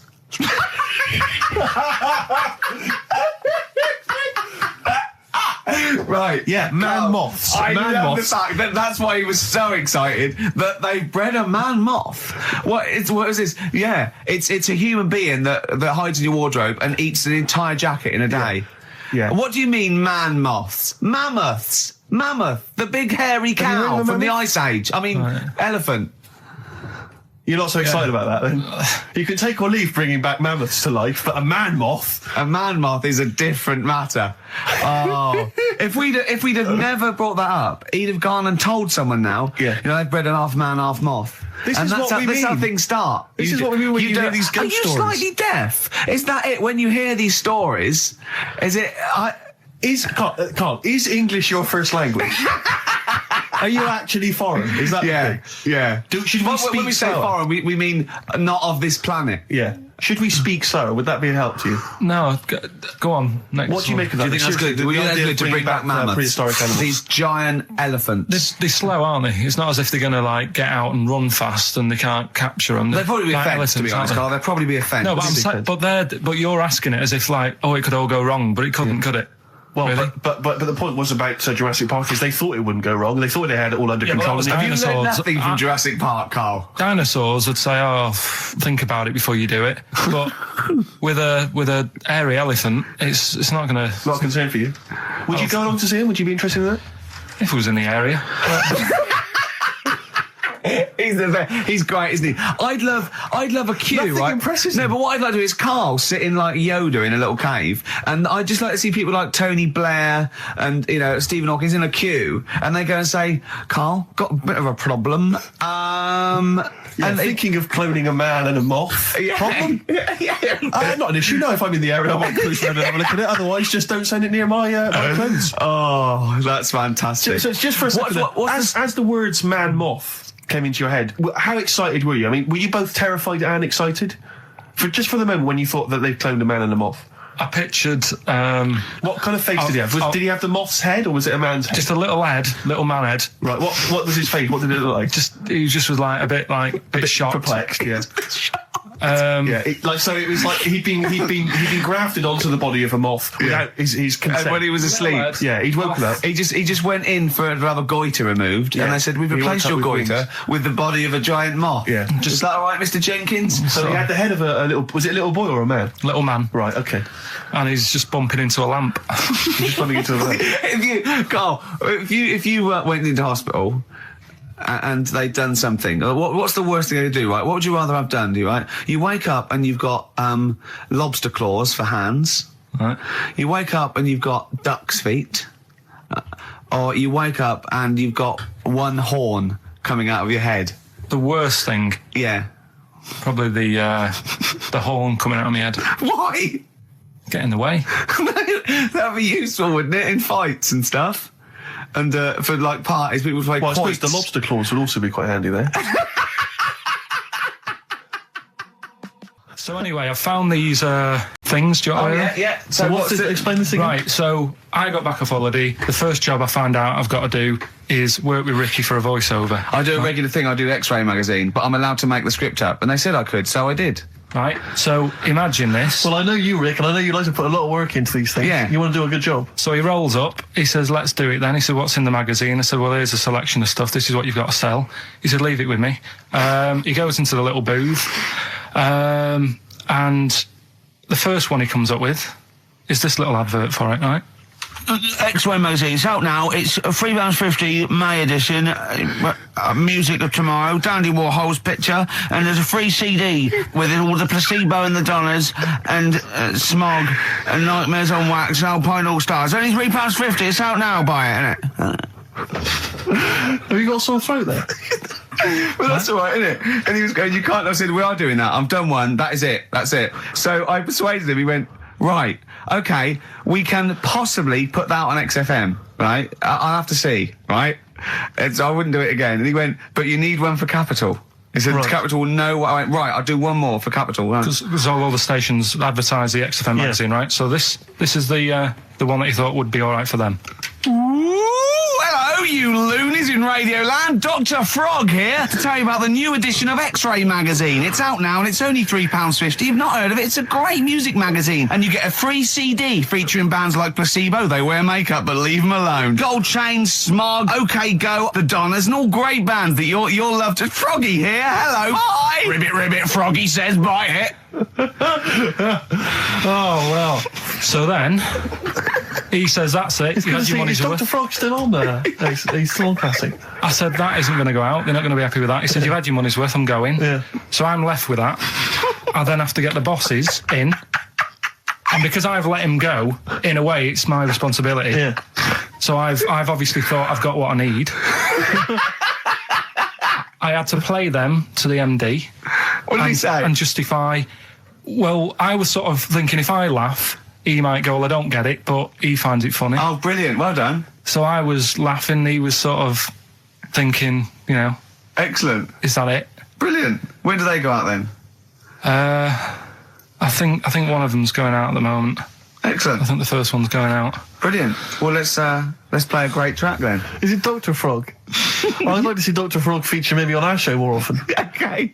Oh. When you were earlier, you came in with a hop, skip and a leap in your step. Although I must say the phones are going mental. We're gonna have to take some more calls. People love Carl. High and Dry is great. I mean, it works. That's it. Can we have a very quick Just recap in case someone's just very tuned in. quick Can you recap. make it so High and Dry doesn't work now? Give us a bit of information that makes it different to High and Dry, or can't So you for those that do have just that? tuned in, Carl describes in a roundabout way a story which somehow is representative of a song. Is that Song right? title. A song title. Yeah. Okay. So this woman, she's all right. You know, she has a normal life, Pretty much. kind of. Yeah. There's probably a few things actually that she can't do thinking about it. But the main problem would be having a wash or having a bath or having a shower. Yeah. Maybe going for a swim, thinking about it. Right. Let's go. I think water is the clue, isn't it? That's the clue. All right, so Who's that on the line? Hi there, it's Mark. Hello, Mark. Hi, Mark. Right, What do you it think? smells like Teen Spirit, Nirvana. No, it's not. That's a great guess. Smells like Teen Spirit again. He's also No. brilliant. Thank you, Mark. Well done. No, it's not that. All right. Hello, XFM. Oh, that's a dodgy mobile. Oh, that's a bit of a clue. A dodgy Hello, mobile. XFM. Oh, they've just given up. They've all been going for Smells Like Teen Spirit. They just hung up. Hello, XFM. Hi, is it She's Electric? Excellent. She's electric. It makes sense. That's fantastic. Oasis, Carl. she's electric. Why does she smell? Because she doesn't have a bath and that. Because she can't have a bath or a shower. What's your name?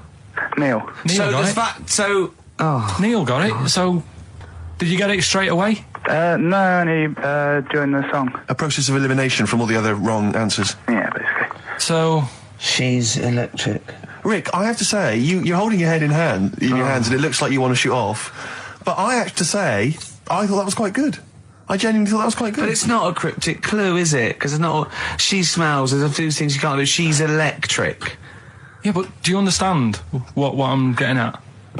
She's electric. I always understand what you're getting at, Carl. That's never been a problem in the years I've known you. Neil got it. Yeah. She's I have to electric. say, Rick, I think you're down on this idea.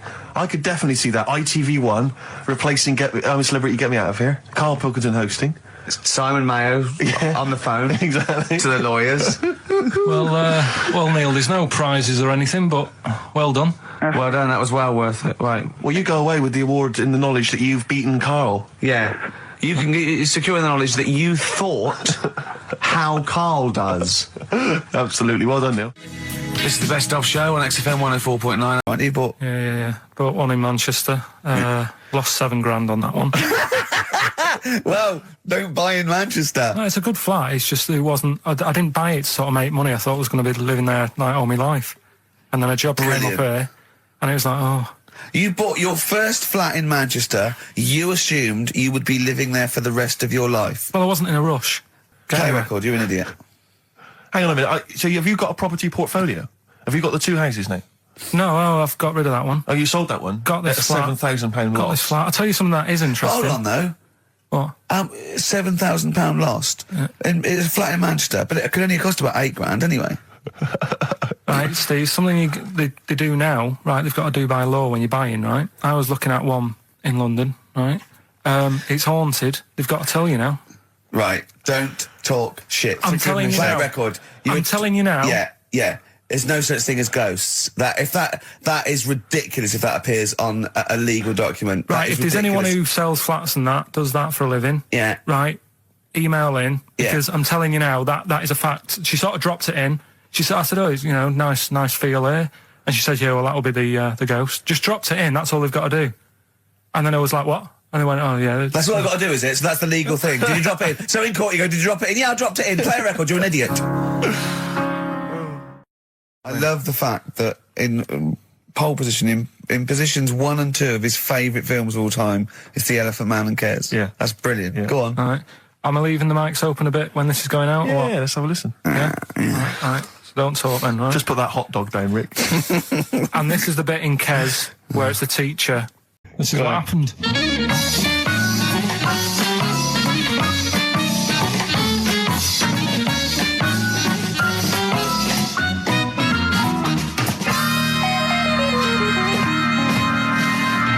Now, what I'll do, I'll tell you as much as I know, and then you can fill me in if I'm right or wrong. And then at the end of it, we'll get to the bottom of whether we need them or not. Okay. All right. So, first of all, the first thing that I found out is that they have 18 knees. That's not exactly possible. They're insects, so they have 6 legs. Yeah. And a knee is usually the junction between femur and tibia. That's sort of classic human knees and every other animal knee. So with 6 legs, you can only have 6 knees. Could somebody sort of got mistaken for seeing one that was a bit double jointed? I think you're grasping at straws or something. All right. Well, we might have to come back to that one then. Okay. They can hold the breath for 40 minutes. Well, they don't do that because they don't breathe in the same way as us. They breathe through little spiracles, holes down the side of the body. So, no, they're not a very apt simile because the method of breathing is so different. What do you mean?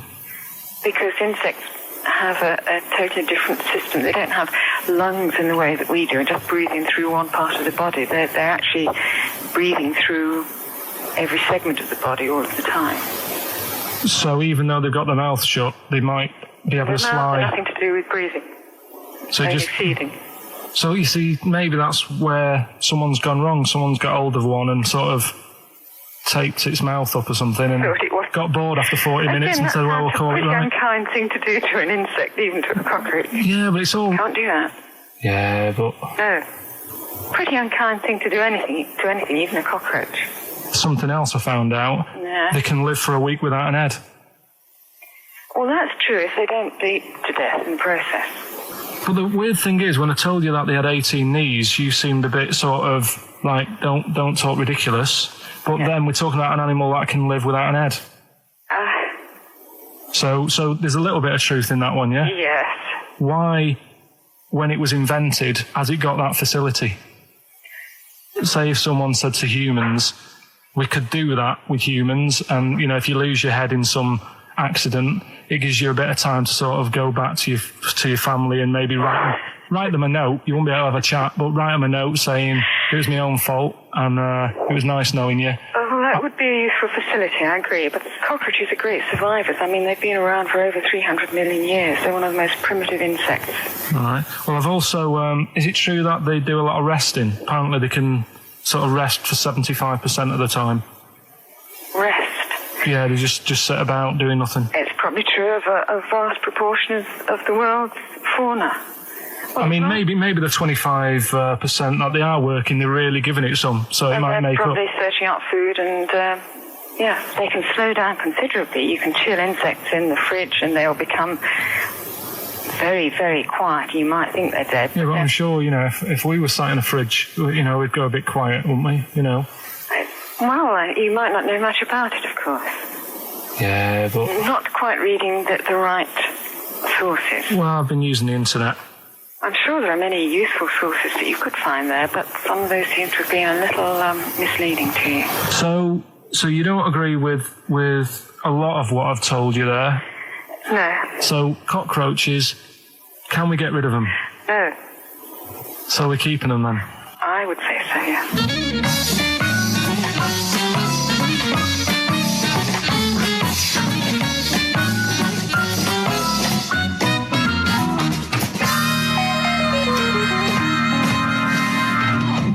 I think we should get her on more often because she sounds like she'd be a bit of an ally, really. Because she knew immediately that you were talking nonsense. Me and Carl went out, right? With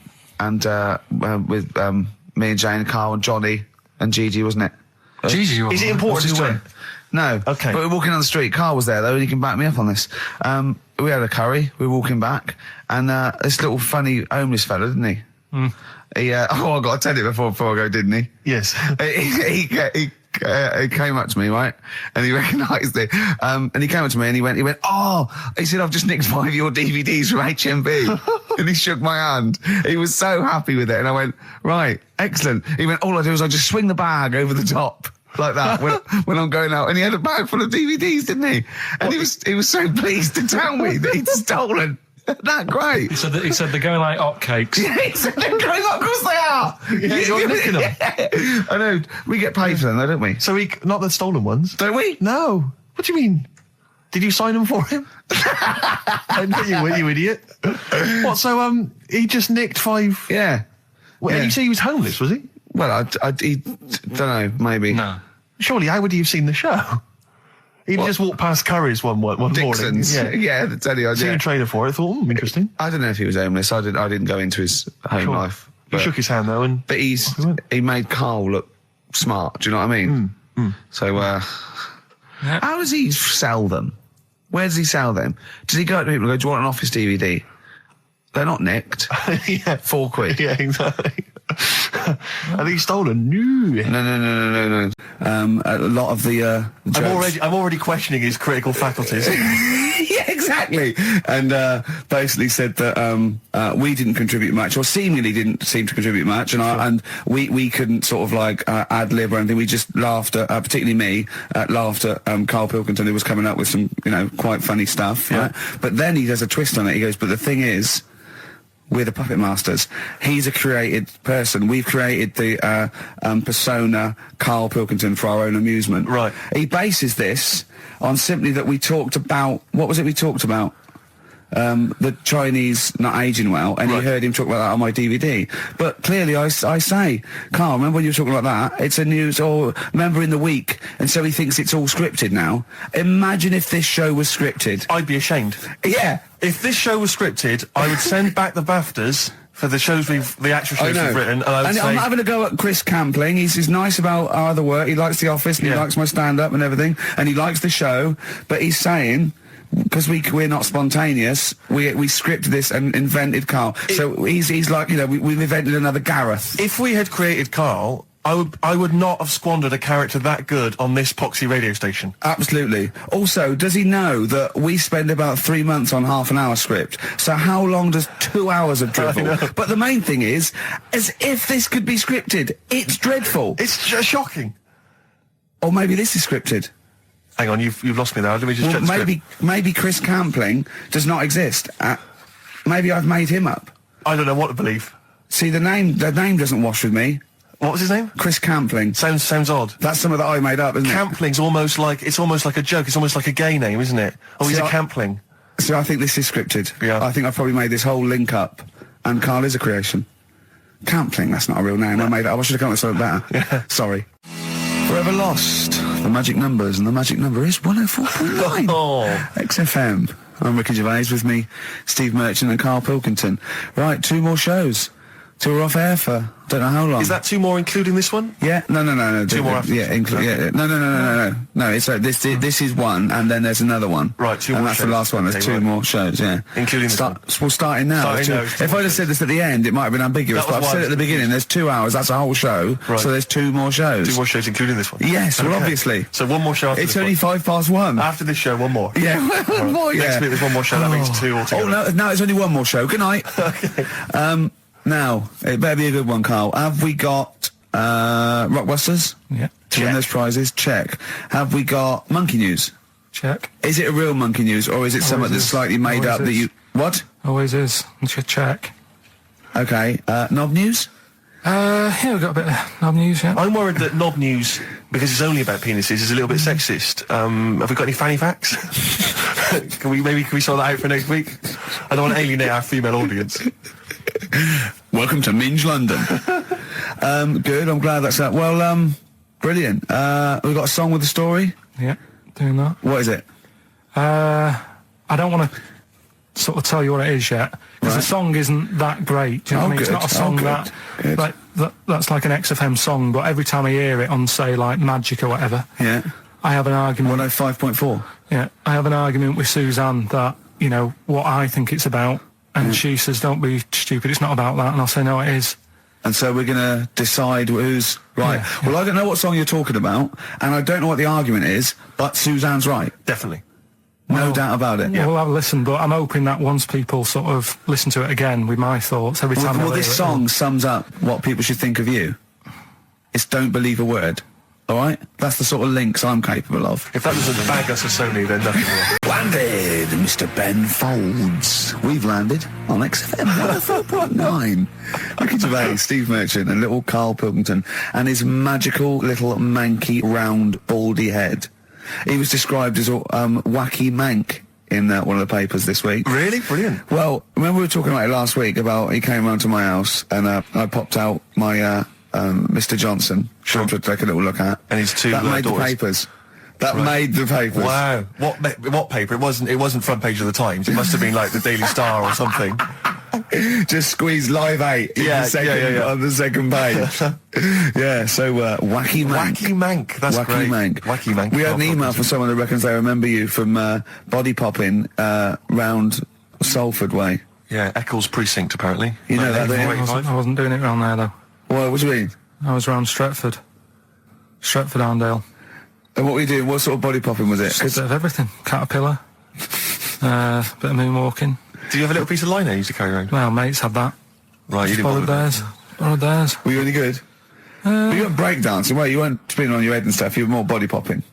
Well, I hope he wasn't spinning on his head, because you know that can sort of give you little brain damage and things. Well, it can give you brain damage. Also, it can wear your head down, and also makes your head perfectly round. Yeah. Because the gravity is pulling on But all... if you keep on doing it, obviously it's going to wear your hair out, yeah. So you become sort of like a... Stupid, bald, and roundy headed. Yeah. So I very much doubt that you did do any of that. Did you, Carl? Didn't do any of that. Well... So you're shooting off in a minute, aren't you? Well, yes, because we were trying to make poverty history, Carl. Yeah. People are making poverty history all over the place. They're putting on a wristband, and it seems to be working, because I haven't been poor for ages. I haven't been poor. And Alex had a stop bullying. Alex was wearing a stop bullying wristband, and as he himself said, he seems to have sorted that out. You haven't been bullied I for haven't been ages? bullied for years. So wristbands work. I saw one in a shop window the other day which said, stop child abuse. And I bought one, obviously, because a lot of people say, does it make a difference? But it was only £1, and I'd only spent it on kiddie porn. So, I think I've made a little difference there in a small way. On a serious note, though, I like the idea that child abuse. If you're a paedophile and you're walking along the street in your Mac, right? You got a puppy in one hand, a bag of sweets in the other, and you see this wristband, and you go, "Oh, stop it." Oh, okay then. Yeah, I hadn't thought before. That's what I think. Okay, fair enough. Yeah. Well, I won't be doing that again. Yeah, he was hanging around in Topshop for unsavoury reasons. You saw them in there for only £1. Carl, we haven't got long, have we? We've got an hour and a half because we've got to shoot off. I've got to shoot off down to Live 8 and then introduce Rem. So we got a lot to pack in. We got the Rockbusters, and then we give away. I just saw those. I'll finish the sentence in a minute. I look forward to it. I'm getting excited. Yeah. I'm getting excited. So we got so much to pack in. Yeah. I haven't got time to finish all my. So listen, right? You know the things we're giving away. The signed little Homer the Nigel Tufnell thing and the Flanimals, right? It looks brilliant. They've done a brilliant job, the people who are XFM. So take back all you were saying about them, Carl. And also, we should say as well, you've still got a chance to win that, because if you get today's Rockbusters, you go straight into the hat for the big draw, so you've still got a chance to win all those top prizes. Play a record. Bit of monkeys. Yeah. You know Parkinson? Uh-huh. What about Pilkington?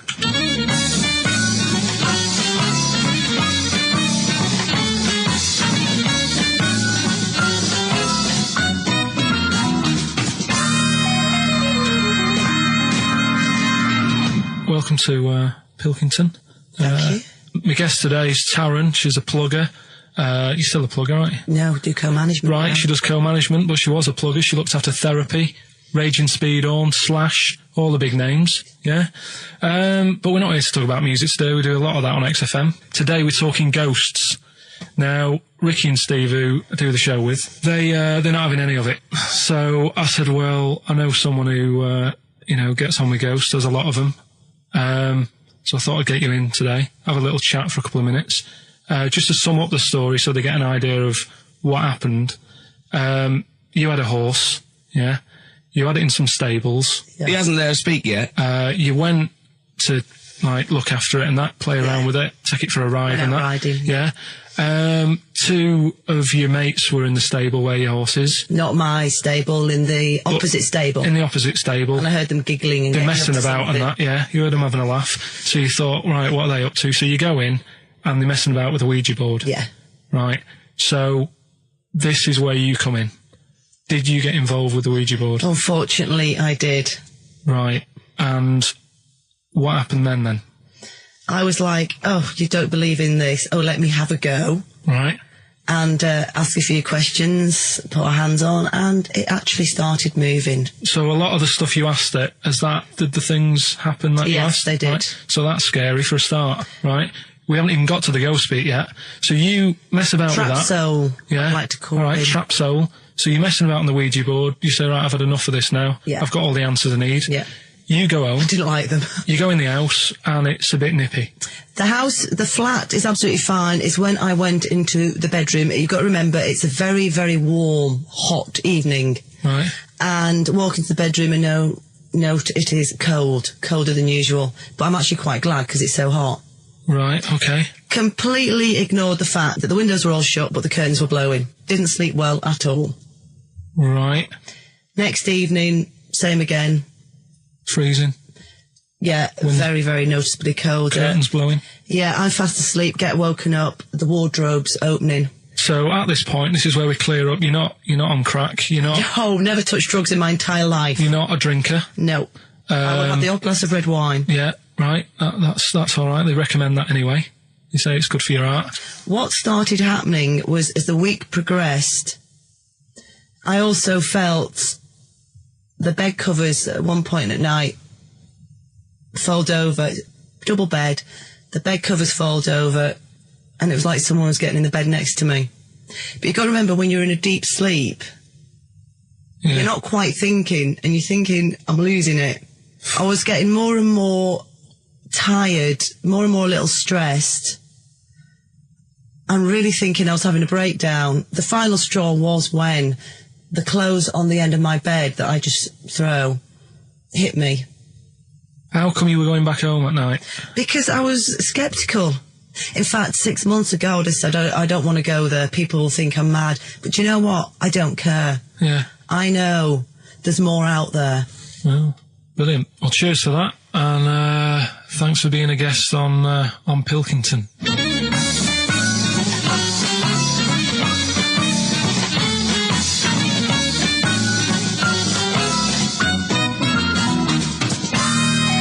Incisive investigative journalism there. I like the fact that you've learned a lot from Parkinson, even stealing some of his questions, like, are you on crack? Which I know he always asks his guests. Yeah.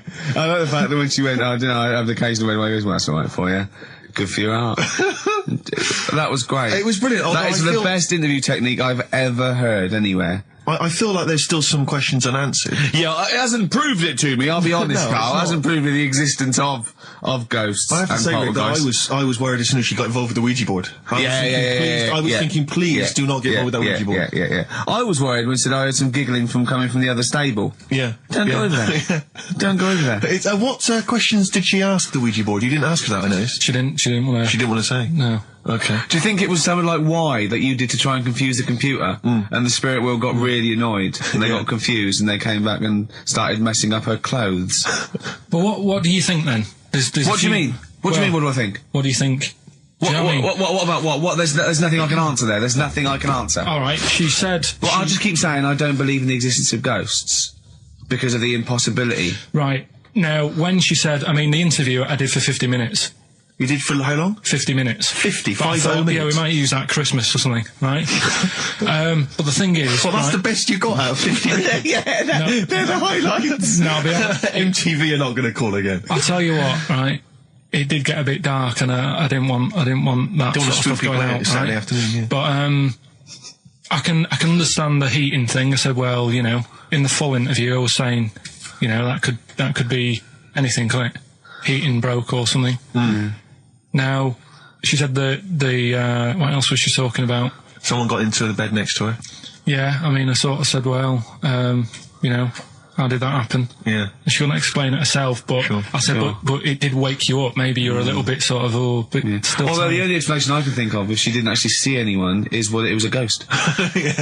Yeah, well, she's probably got a ghost getting in bed. But what about cupboards opening and shutting? See, again, the only explanation for that is a ghost. Yeah. I can't think of anything else. Play a record. It's got to be a ghost. It is ghost. I think you've proven it to us. Yeah. A spirit. Yeah. Street spirit? Yeah. Nice. What happened is, it's this plane, right? Aeroflot, I think it is, Russian airline. Having a good flight. Everything's going normal and that. This is gonna be libelous. The pilot. Sorry, I mustn't interrupt my son. How tall was the pilot on this flight?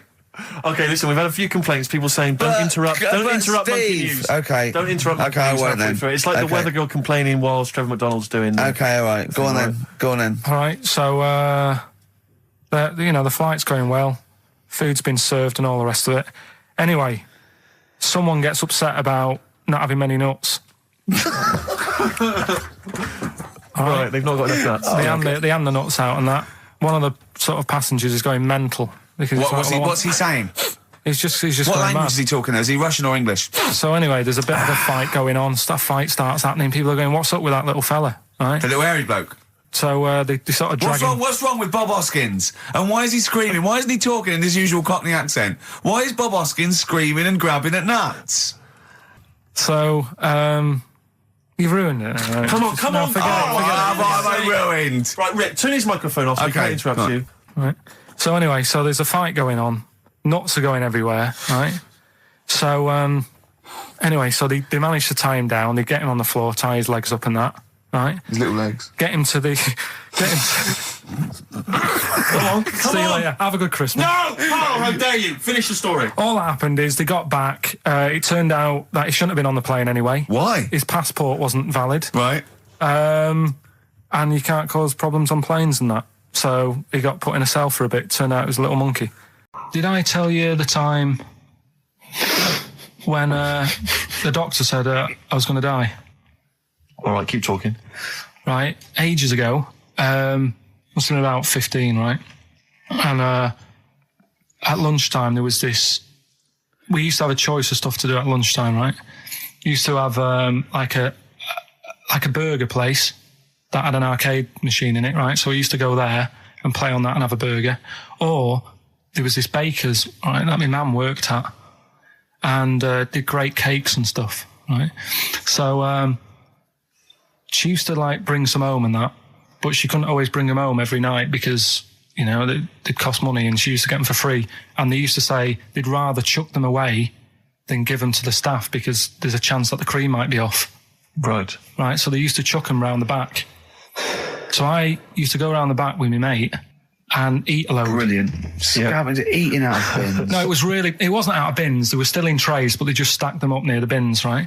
So this got out. I mean, it used to be chocker. Once the school found out, everybody used to go there, and it'd be like, "Well, have a cake." The headmaster crawling through, fighting the kids off. Right, so I'd have, you just eat, I don't know, 6 jam donuts or something, and then you'd spend your dinner money on the arcade machine. Brilliant. Right? So it was a good afternoon, really, right? So you'd do that, and this one day I must have had 6 or 7 jam donuts, a few Congress tarts. What's the Congress tart? I love them. I can't get them in London, right? So I'd have some of them. If anyone can get a Congress tart for Carl in London, please let him know. So anyway, this day, that was just a normal day. Do you know what I mean? You'd once, twice a week, you'd have a load of cake. In your life, yeah. Yeah, So normal anyway- day in your life. Were the frog boys there with the webbed hands and the big heads? So- and the horse in the settee? Yeah. But the day after one of these days, I had really bad cramp in my belly. Right? Okay. I was like in agony, could hardly walk. So I said to my mum, You could hardly stagger to the free cakes. So I was in absolute agony. I said, I don't like doctors, but you'll have to get a doctor in because I don't know what it is. I can't walk. She gets the doctor round. I won't say his name, but he said, well, doesn't look like he's got long left. Blimey. So I was a bit like, hang on a minute, I've only had a few cream donuts. Yeah. My mum was panicking. Sure. He went. My dad came in from work. She said, something's really bad with Carl. I think it's serious. The doctor said he ain't got long left. So he said, what? He said that and just left. So she said, yeah. He said, I'll have to call him then.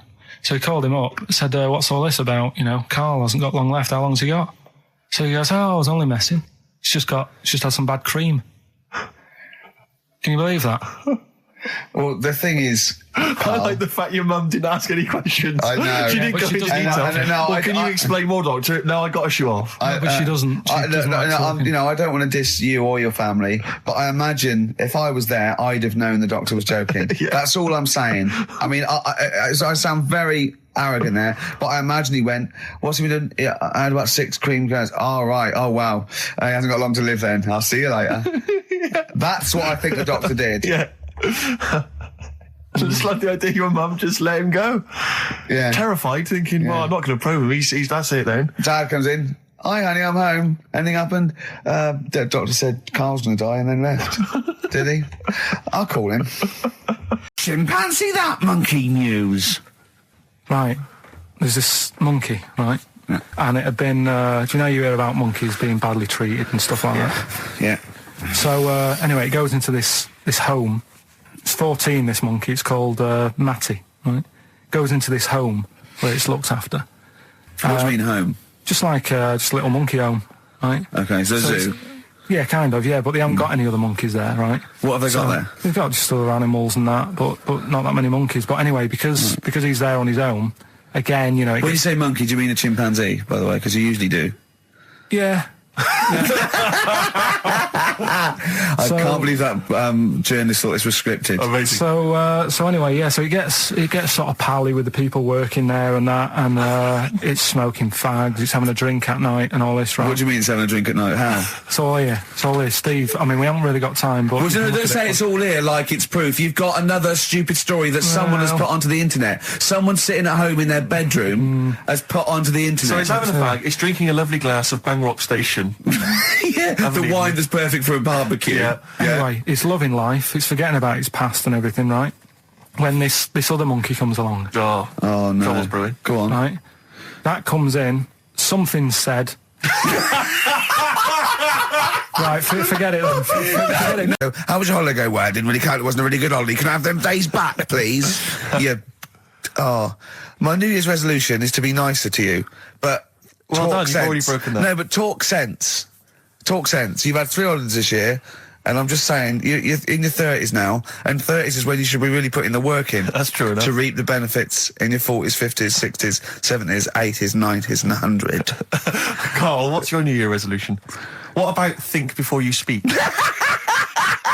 It's worth. I mean, See, I'm consider- allowed to laugh. I'm allowed to laugh at things other people say, Carl. That one, that is a good suggestion. How was your holiday, Carl?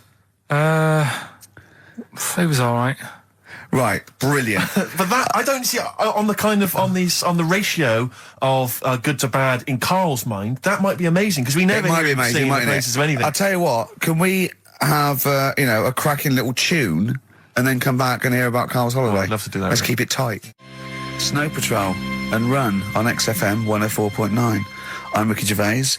With me is Stephen Merchant and Karl Pilkington. Yeah. So that's 3 for 1. I don't know. All right? Exciting. News. Breaking news is that there's only 2 more weeks of us before we have to go away on a little extended break again. So, can't give any more details yet. We don't know when we can come back because, we don't know what we're doing. We're going to, America.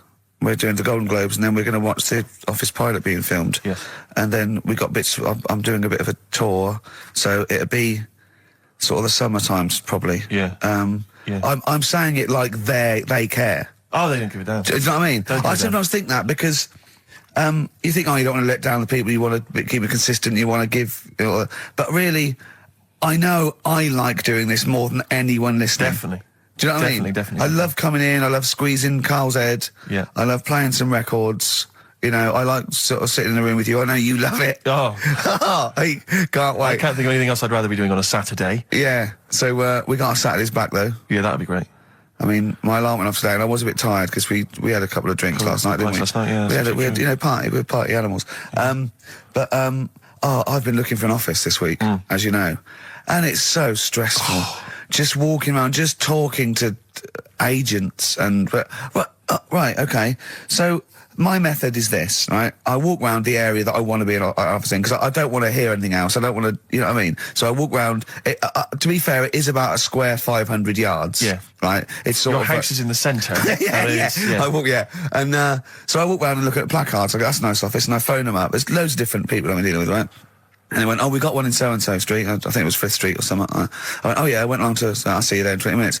I got there. You were there, if you remember. I looked around and I said to Steve, it looks all right. There's no pawn shops or anything like that, right? And Steve went, well, it is next to a brothel. And I looked, and there on the next thing, like, you know, model, 1st floor, Susie, 03. I thought, and I phoned him and I said, do you know what? Don't bother coming here. No, I said, no, I said, because it's next to a brothel. He went, yeah. I went, right, okay. Just for future reference, I don't want an office literally next to a brothel, right? When I go to work, I don't want to walk past prostitutes. Call me old-fashioned, right? As you're going into work, there's a prostitute. Yeah. Morning. Oh, she's got a cappuccino. Yeah, Starbucks, yeah. Business good? Yeah, it's a bit slow at the moment, but it picks up later this evening. Does it really? Good. And I said to him, I've got so my New Year's resolution is being like a little fascist when it comes to business. And I said, also future reference, no crack dens and no wild animals in the porch. And I just can't believe it. There's always something wrong. We went to one, right? It got there, right? And a woman said, oh, I'm new here. She didn't know what keys she was using. And she went, it's the 3rd floor. And she went, no point, we won't both get in the lift. I went, right, will you get a desk in the lift? Right, she went, I've got a chair in the lift before. Brilliant. So, just find me an office, Rathbone Place, sort of Percy Street, Charlotte Street, Dean Street. Yeah. Yeah. 1st or 2nd floor. I'm worried we're going to get emails from estate agents, phone calls from them. You know what those people are like. But I don't look at the emails. True. Fair enough. So, play a Fair record. enough. Fortune Faded by Red Hot Chili Peppers on XFM 104.9. With Ricky Gervais, Stephen Merchant and Karl Pilkington for the last time. Yes, we've said that before, of course, so don't get your hopes up. Yeah, we've had some highs, some lows, some laughs, some tears. Karl, you concentrating? A lot of tears, mainly from the audiences. Yeah. Now, before we get into talking about maybe some of the hijinks we've had, looking back, looking forward as well. Yeah. I came in, Karl was sitting at the desk, he went, all right? I went, all right, yeah. He went, see that Alan Clark diaries? I went, no, I didn't. He went, no, a lot of people talking about it. He went, I've never kept a diary. Keeping a diary will always get you into trouble. And I said, like Anne Frank. What did you say, Karl? The woman in the cupboard? That's what he said. The woman in the cupboard. And I went, save it. Save it. You never speak to Karl off air. Save it all from when we're on the wireless. He went, but what did she do? What did she do except be in a cupboard? What did she have to write about? And I said, what are her thoughts? Do you know Anne Frank? That's all I know about Anne is there's no point pretending it. Anne! That I know stuff. Yeah. right? Well, tell us everything you know about Anne Frank. She was in a cupboard. Yeah, what else? If she didn't do that, I wouldn't know about her, seriously. That's all I know about her. Yeah. So what did she do? But what do you how do you think we know about her cupboard because of her book, don't we? But hang on, what in the bigger scheme of things, why was she in a cupboard? I don't know. Right. I honestly don't know. You don't know anything else about Anne Frank beyond the fact that, to quote you, she was in a cupboard. Well, what's she done then? You tell me. Why should I know more about her? Firstly, I don't think she was in a cupboard. She wasn't in a cupboard. She was in an attic. All right. Yeah. So what was she doing? She was hiding from the Nazis. She was hiding from the Nazis. But isn't that the first place they'd look? Sort of work from the top down. Carl, they weren't specifically looking for Anne Frank. They weren't going, where is she? Where's Franker? If she gets that book out, we are in a deep shit. We've got to stop the book. They were just looking generally. She was, I think she was 13, 14, she was hiding, she was Jewish and she was hiding, lived in Amsterdam, didn't she? Yeah, as much of her family were having to hide, being helped by, Frank's non-Jewish in a cupboard. Cupboards, And how long did she sort of hide up there for? Until she was caught. Long enough to write a book. So she even got caught after all that? What do you mean, so she even got caught? We're talking about one of the great, humanist tragedies of our times, and you're going, she couldn't even stay hidden. What do you mean, did she get caught? No, I'm just saying, it's not a great tip then, is it? Do you know what I mean? She didn't do it well. She didn't hide and say, well, I escaped it. Her diaries are not a manual on how to hide from people. It's not how to win at I don't know anything about her, and we might be going down some ground that's a bit dodgy. I don't know enough about it. Maybe it's best just leaving it. All I was saying is diaries. Do you know, what do you do them for? Have you kept one, Steve? Never kept a diary, no. Right. I can understand your fear that it might get discovered, someone might read it, find out all about your inner secrets. Of course, the good thing about you is you tell everyone what you think about them. Yeah. Yeah, but... no one's going to find a diary and go, oh, God. Can't believe it. Carl doesn't like my haircut. Yeah. Carl thinks I look like Dave Hill from Slade. Yeah, I told you that, didn't I? Yeah, I told you that. Do you think they'll last, though, diaries and that? No, because they were a bit of a time killer, weren't they? It was something to do at the end of the day, whereas now there's iPods and that. Do you know what I mean? It's fantastic. The iPod of Anne Frank. Yeah, no, new from Sony. That'd be great, wouldn't it? All her greatest hits. Who could forget? Oh, well, dear. Leave that then. I didn't know it was that deep. I thought it was just like a, You thought it was like, didn't you? Adrian Mole type thing. Yeah, what are we doing?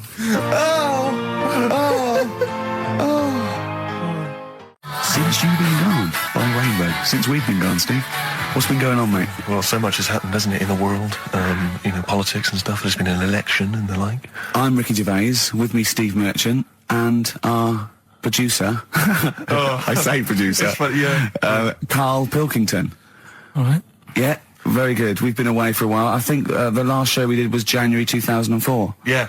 And nothing's changed. Nothing's changed whatsoever. Nothing's been mended. I'm pretty sure I threw that away in the bin before I left. Yeah, there are some of your old bacon rinds. yeah. The spare ribs on the floor. Yeah, nothing's changed at all. Oh, no, that's not true. The listenership has changed. It went down slightly, didn't it, on the last radio show? Well, I don't know. I don't know. Is that what happened? Did it go down slightly, Carl? A little bit, I think. I don't think XFM gets new listeners because I think what happens is, because the reason it goes down just very slightly each time is that their old listeners die. Yeah. Definitely. Old Cure fans dying of... Yeah, smack addictions. Gout. Yeah. But anyway, I haven't listened to this station for a year and a half, so that's increased by 1, which is probably quite a high percentage. Exactly. I suppose that my question, to you, Rick, would be, why now? Why have you come back now? I was a bit bored of sitting at home. Okay. Yeah. Because we're just here for 6 weeks. 6 weeks. Well, we're standing in for Adam and Joe, aren't we? Yeah. Yeah. How the tables have turned. I remember when they were standing in for us, but... Yeah. I don't know. But the only reason I'm here is because my housekeeper cleans between 1 and 3. Oh, right, that's a good idea. So I just got to get out of the house. And, Are they listening to XFM? Well, no, she doesn't speak English. I'm not made of money, Rick. if I can help out, a young immigrant lady, then I will do. And there are so many things I can do for her in so many ways. Yeah. But her, picking up my old tea towels and stuff is ideal. So that's why I'm here. But all I'm worried about is I think people kind of associate with the name Ricky Gervais. They associate a certain level of quality. Your live stand-up DVDs, there's a level of quality. You've put a lot of work into them. You've honed it. The TV work you've done, likewise. Should people expect the same from the radio show? Definitely not. No. Definitely not. Those things that, you sit down, we sit down, we write them for a long time, write them for a year maybe, then film them, and we worry about everything. This is, I'm not even sure I'm talking into the mic at the moment. I was actually doodling, as you saw there. Yeah. I'm eating a sandwich as we speak. Yeah. Although we do like music, that is true. That's absolutely right. Should we play some great records? What do you make of the first genetically modified baby? Oh. Are you worried about this? Do you know what did they do? What? Let me see what it says here. Isn't it just choosing the eye colour? Well, this is the concern, isn't it? That in the future you'll be able to decide whether it's a boy or a girl, how intelligent it is, what it looks like, is it handsome, is it ugly? Obviously, no one will choose an ugly baby, and so on and so on and so on. And so it means that where will it lead? Where will it end, Carl? Are you concerned? I've thought about this a lot. What will us three look like in the future if they're being, genetically modified beautiful people? What will we be like? How will we be considered in society? True, yeah. But we've talked about this before, haven't we? About the cloning thing. Yeah. That's a bit weird. Yeah. But I don't think it matters, because at the end of the day, right, you might look like some other kid, but it's the way you're brought up that will change your features and the way you are, your personality. If you lie, you get a long nose, don't you? Well, no, but listen, right, because I remember when we, I was growing up on this estate. This is going to be good. Go on. No, it's not. It's just an example of how this doesn't work. Go on. So we don't need to worry, sort of thing. Sure. Right? Okay. So I'm growing up on this estate, and there was this woman about 4 houses down, right, who's a bit rough. All right. Didn't fancy her. Oh God, no.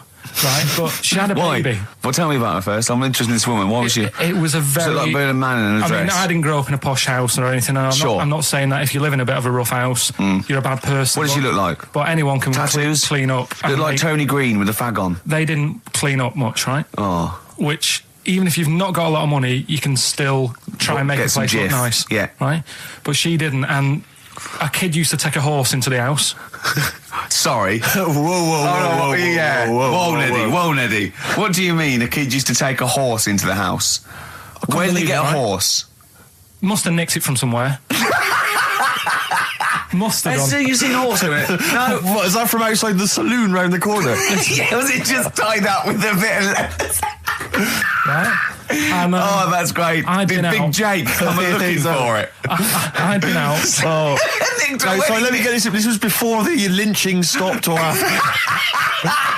Where did he get a horse from? What do you mean he must have nicked it? His mum said, where'd you get that from? I bought it. All right then, but keep it out of the kitchen. I don't want you going Catlin rustling. Where did he get a horse from, Carl? And how long did he have it for? Was he leading it or riding it? Mum, open the door, I can't stop. I can't stop it. Open the patio door as well. Looks like we got us a runaway. What do you mean? I don't know, but the thing is they couldn't afford to buy one because they're not cheap. So I'm just guessing. Maybe that's wrong of me. But I think... He had a horse? Yeah, right. So that's why the family didn't have any money. They'd spend it on the horse. No, I don't think, that's what I'm saying. I don't think they would have bought it. So anyway... Yeah, it's always to whisper, Carl, in case they're listening. Yeah. And they could be in the room next door. It's not buying it, it's keeping it as well. So I was like in the car with my dad coming into the avenue, and you used to have to drive down it to turn round and sort of go back to our house. You had the traditional method of transport. Yeah. And the horse was in the lounge. Reading a paper. Just like walking around. Oh God! What? And when I was doing, I tried to earn myself some money once by flogging little flowers in plastic cups. What? This is genius. It just keeps coming. What do you mean you're trying to flog little flowers? What do you mean? Wait.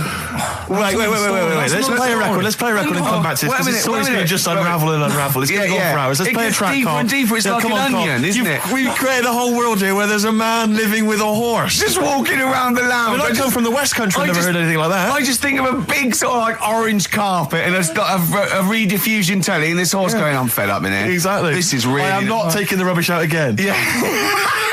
Right, play a record. Let's have Velvet Underground. We've got that lined up. Oh, the classic from the first album, I'm Waiting for the Man. Let's come back to the horse in a second. Little flowers in pots. What do you mean? from that classic first album, Velvet Underground and Nico, which apparently peaked at a disappointing 171 in the US charts. Think of that. And that's obviously Lou Reed, the Velvet Underground, and Waiting for the Man. Yeah, great track. So we were talking, we were doing White Van Man, and we got onto genetically modified babies, but and then somehow Carl started telling a story about someone with a horse, and then he got onto, he was trying to make money selling flowers. Just do the flowers briefly. Well, hang on, I just want to recap slightly. So there was a family, and who had the horse in the family? It was... Because you lived on an estate in Manchester. So the mother was a right pig, apparently. Well, I don't know if that's you relevant. don't need to go that far. But what I'm trying to do is like make a picture for you so you understand. What does she look like? Who did she look like? Bit of a, and no disrespect to her, bit like Pauline Quirky, yeah. Right? Okay, I knew you were going to say that. Yeah. I knew it was going to be Pauline. Did she have any tats? I've never got that close to it. Okay, all right. So who had the horse? Was this her son or her husband? No, her daughter. Her daughter had stolen a horse. Yeah, from I don't know where. I think there was some stables down the road or something. And they kept the horse in the house with them. They kept it in the house. Did they didn't get have caught? it for long. No. Sorry, and you said you were in the house one day and you saw the horse. No, what happened was I was. They did this thing at school about raising money for charity, right? For some local charity. And they said you can do anything to raise money, and they came out with all these ideas, and I thought, that's good. What was the charity? Well, I don't know. I thought, forget the charity. Yeah, that's just a good way of making over. So you're a charity. So I asked my mum for some, because she used to have a lot of flowers around the house. Sure. I said, can I just take some snippings off them? And I'll go and buy some plastic cups. And got some soil out of the garden, planted the bits of plants in them. Yeah. Got a tray. Yeah. Had about 25 plants on it, selling them for 25 pence each. Excellent. Did you sell any? Yeah, sold loads. Did you just cut? You didn't just cut them and stick them in the soil? Yeah, they wouldn't have survived. But I think people sort of thought, well, good on him for trying. But anyway, so I went round to theirs because I thought their house could do with a bit of colour and stuff. Yeah. So it's a bit rough. So as I went... The horse went, thank God for that breakfast. They've been feeding me kitty cat. So I got up to the door and they opened the door and it was one of them houses where no carpet. Yeah, a horse in the living room. You know. We've all been there. And the horse was walking around the living room. Oh. I looked quite happy and everything because I always say that about animals. Black Beauty was on. Yeah. Well, think about it, right? If you were a horse, where would you rather be? In a little wooden hut with a load of hay, or in like a house with a central heating, 3-piece suite, and a telly and that? Telly and that? No, but I was saying this the other day. And an Atari, right? I was walking through London. Commodore 64, rubbish. Exactly. Walking through London with Suzanne, right? Yeah. And you know, like homeless people always have dogs. And she said, "Oh, I hope she looks after it." And I said, that dog is happier than most dogs, right? Because people always walk past and give it a pat on the head. Yeah. It's with its owner all the time. Yeah. It's out in the open. It's not locked up in a house. Yeah. It doesn't eat, but other than that, no, it does eat though. They're always all right. So that's what I was saying. I think this horse was doing all right for itself. Do you know what I mean? Well, not many horses have got their own house. Exactly. For a start, yeah. Well, anyway, that's by the by. Yeah. So anyway, this family. It was a bit. What were we talking about? It was about cloning. Genetically modified kids and all that stuff. Yeah. Right. Now, what I'm saying is, you could say, right, Steve, you could have a baby, right? Mm-hmm. And Ricky could see it and say, God, I want one that looks like that. Yeah. Right. It could happen, Rick. So come on, work with him. So you take it to the doctors, and I don't know what they do. They inject it with something or whatever. Yep, that's how it's done. Yeah. And get a little baby, and there it is. It looks the same. Now the thing is, you separate. You both go off and do your own things. Yep. Right. Now, you look at Stephen. You look after your baby. Yeah. You treat it well. You give it good food and I'm a good dad. All the vitamins and stuff. Yeah. Ricky just gives it cheese. Right. So then it changes its looks. It goes a bit fat. It gets tired easily and that sort of thing. Now, when this family... Why am I just feeding a baby cheese? Right. This family who had a horse in their house. Yeah. They had a little baby. And my mum went round and said, "You're not going to believe this, but it's a beautiful looking baby." Right? Yeah. And I was like, well, And the weird thing is, it was a good-looking kid. But as time went on, they didn't really look after it. And I'm not saying, abusing it, but it used to run around. It used to play out till, 10 at night. Yeah. It used to chase cars. Right. It was a bit... Did it have hooves? No. Chase cars? Right. What sort of kid chases cars? Oh, God. No. Was it called Rover? Did it catch sticks? It's Liam, it was called, right? Right. Now... the weird thing is, it was a good-looking kid, but as time went on, and all that, like, not eating properly and its hair was all patchy. It's not Liam Gallagher, is it? And chasing cars and that, and it became an ugly kid. It's definitely Liam Gallagher. And that's what I'm saying, right? You can clone all you like, but at the end of the day, it's how you brought up. Brilliant. Steve reckons, in ancient Greece, right, it was better to shag a bloke than a woman. And I went, well, yeah. I mean, that's about the male being sort of a first-class citizen. Much better, wasn't it? An aspiration to sleep with a beautiful man than a beautiful woman. Women were lower-class citizens, so therefore men were seen as higher class. So to have sexual relations with a man there was no shame in that. No. In fact, it was looked upon. And I said, well, ancient Rome. I said, Nero. He sit in his big jacuzzi and he used to get, pretty boy men to go into the water and just nibble at his testicles while he was having a wash. He didn't do that. He did. No. Yeah. And he's not a gay fella. No, well, no. I mean, I don't know about Nero, but I mean, it wasn't a case of a big delineation between what was heterosexual and what was gay. It was just, whatever you... So what did this fella do then? This one who's having his... Well, he was pretty much top boy, Nero, for a while. He was in charge.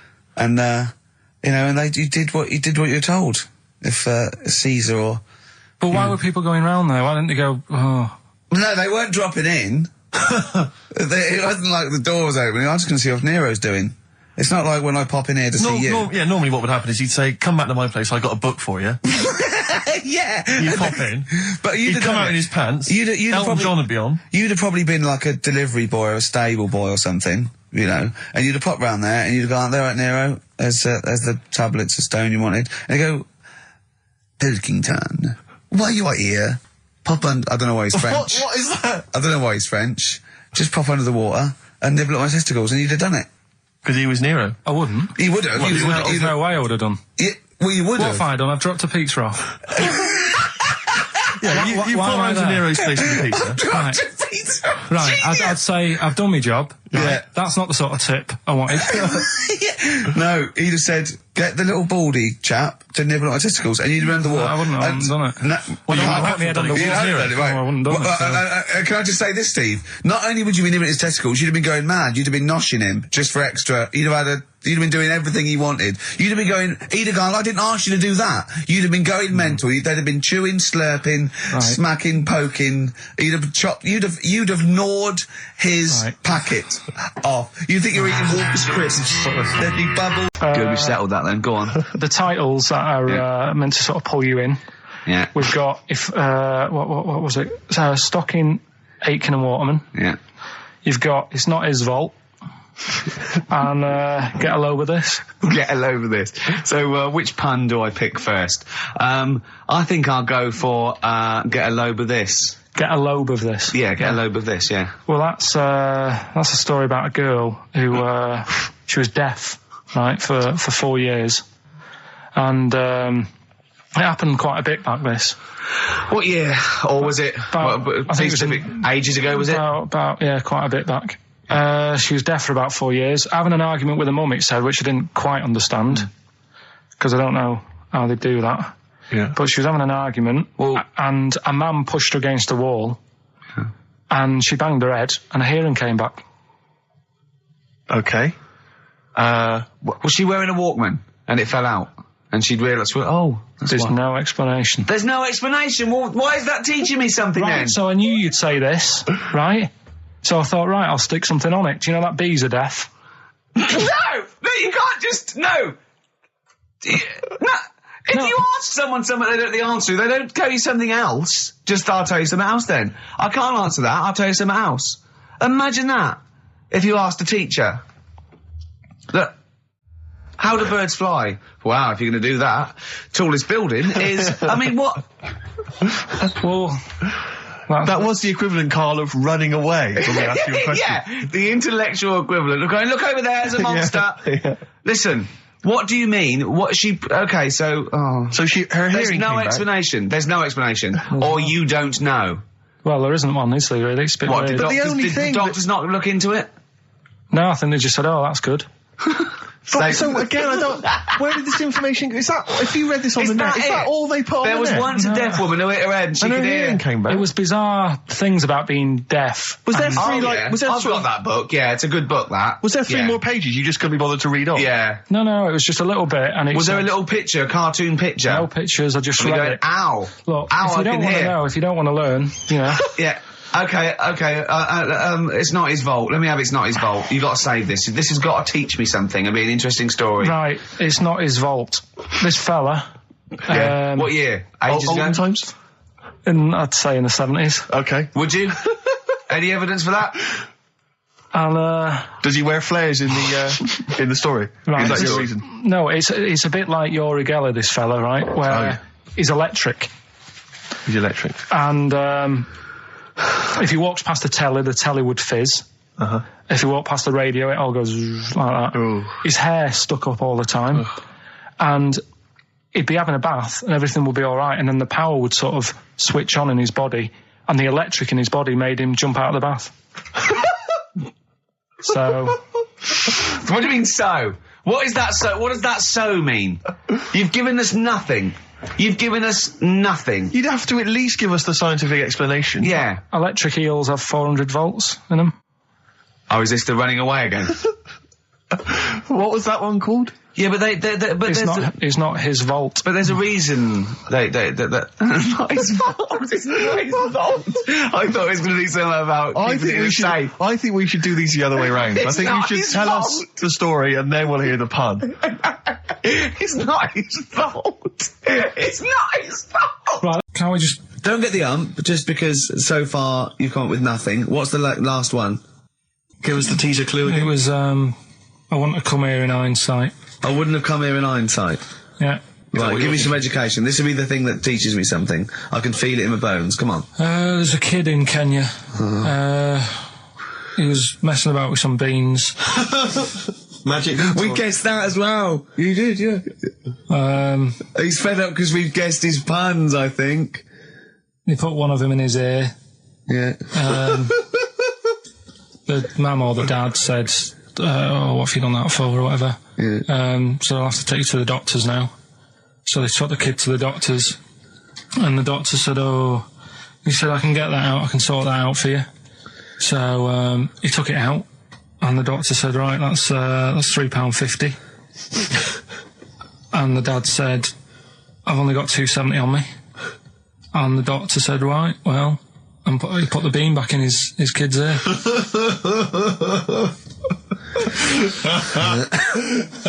I don't know what to say. I don't know what to say. I mean, a couple of questions from me very quickly. Are you sure that those were definitely the sums involved, were they? Well, the equivalent of whatever the deal with in Kenya. Yeah. It was the equivalent of, you know. So what currency was it, Carl, that you translated into sterling?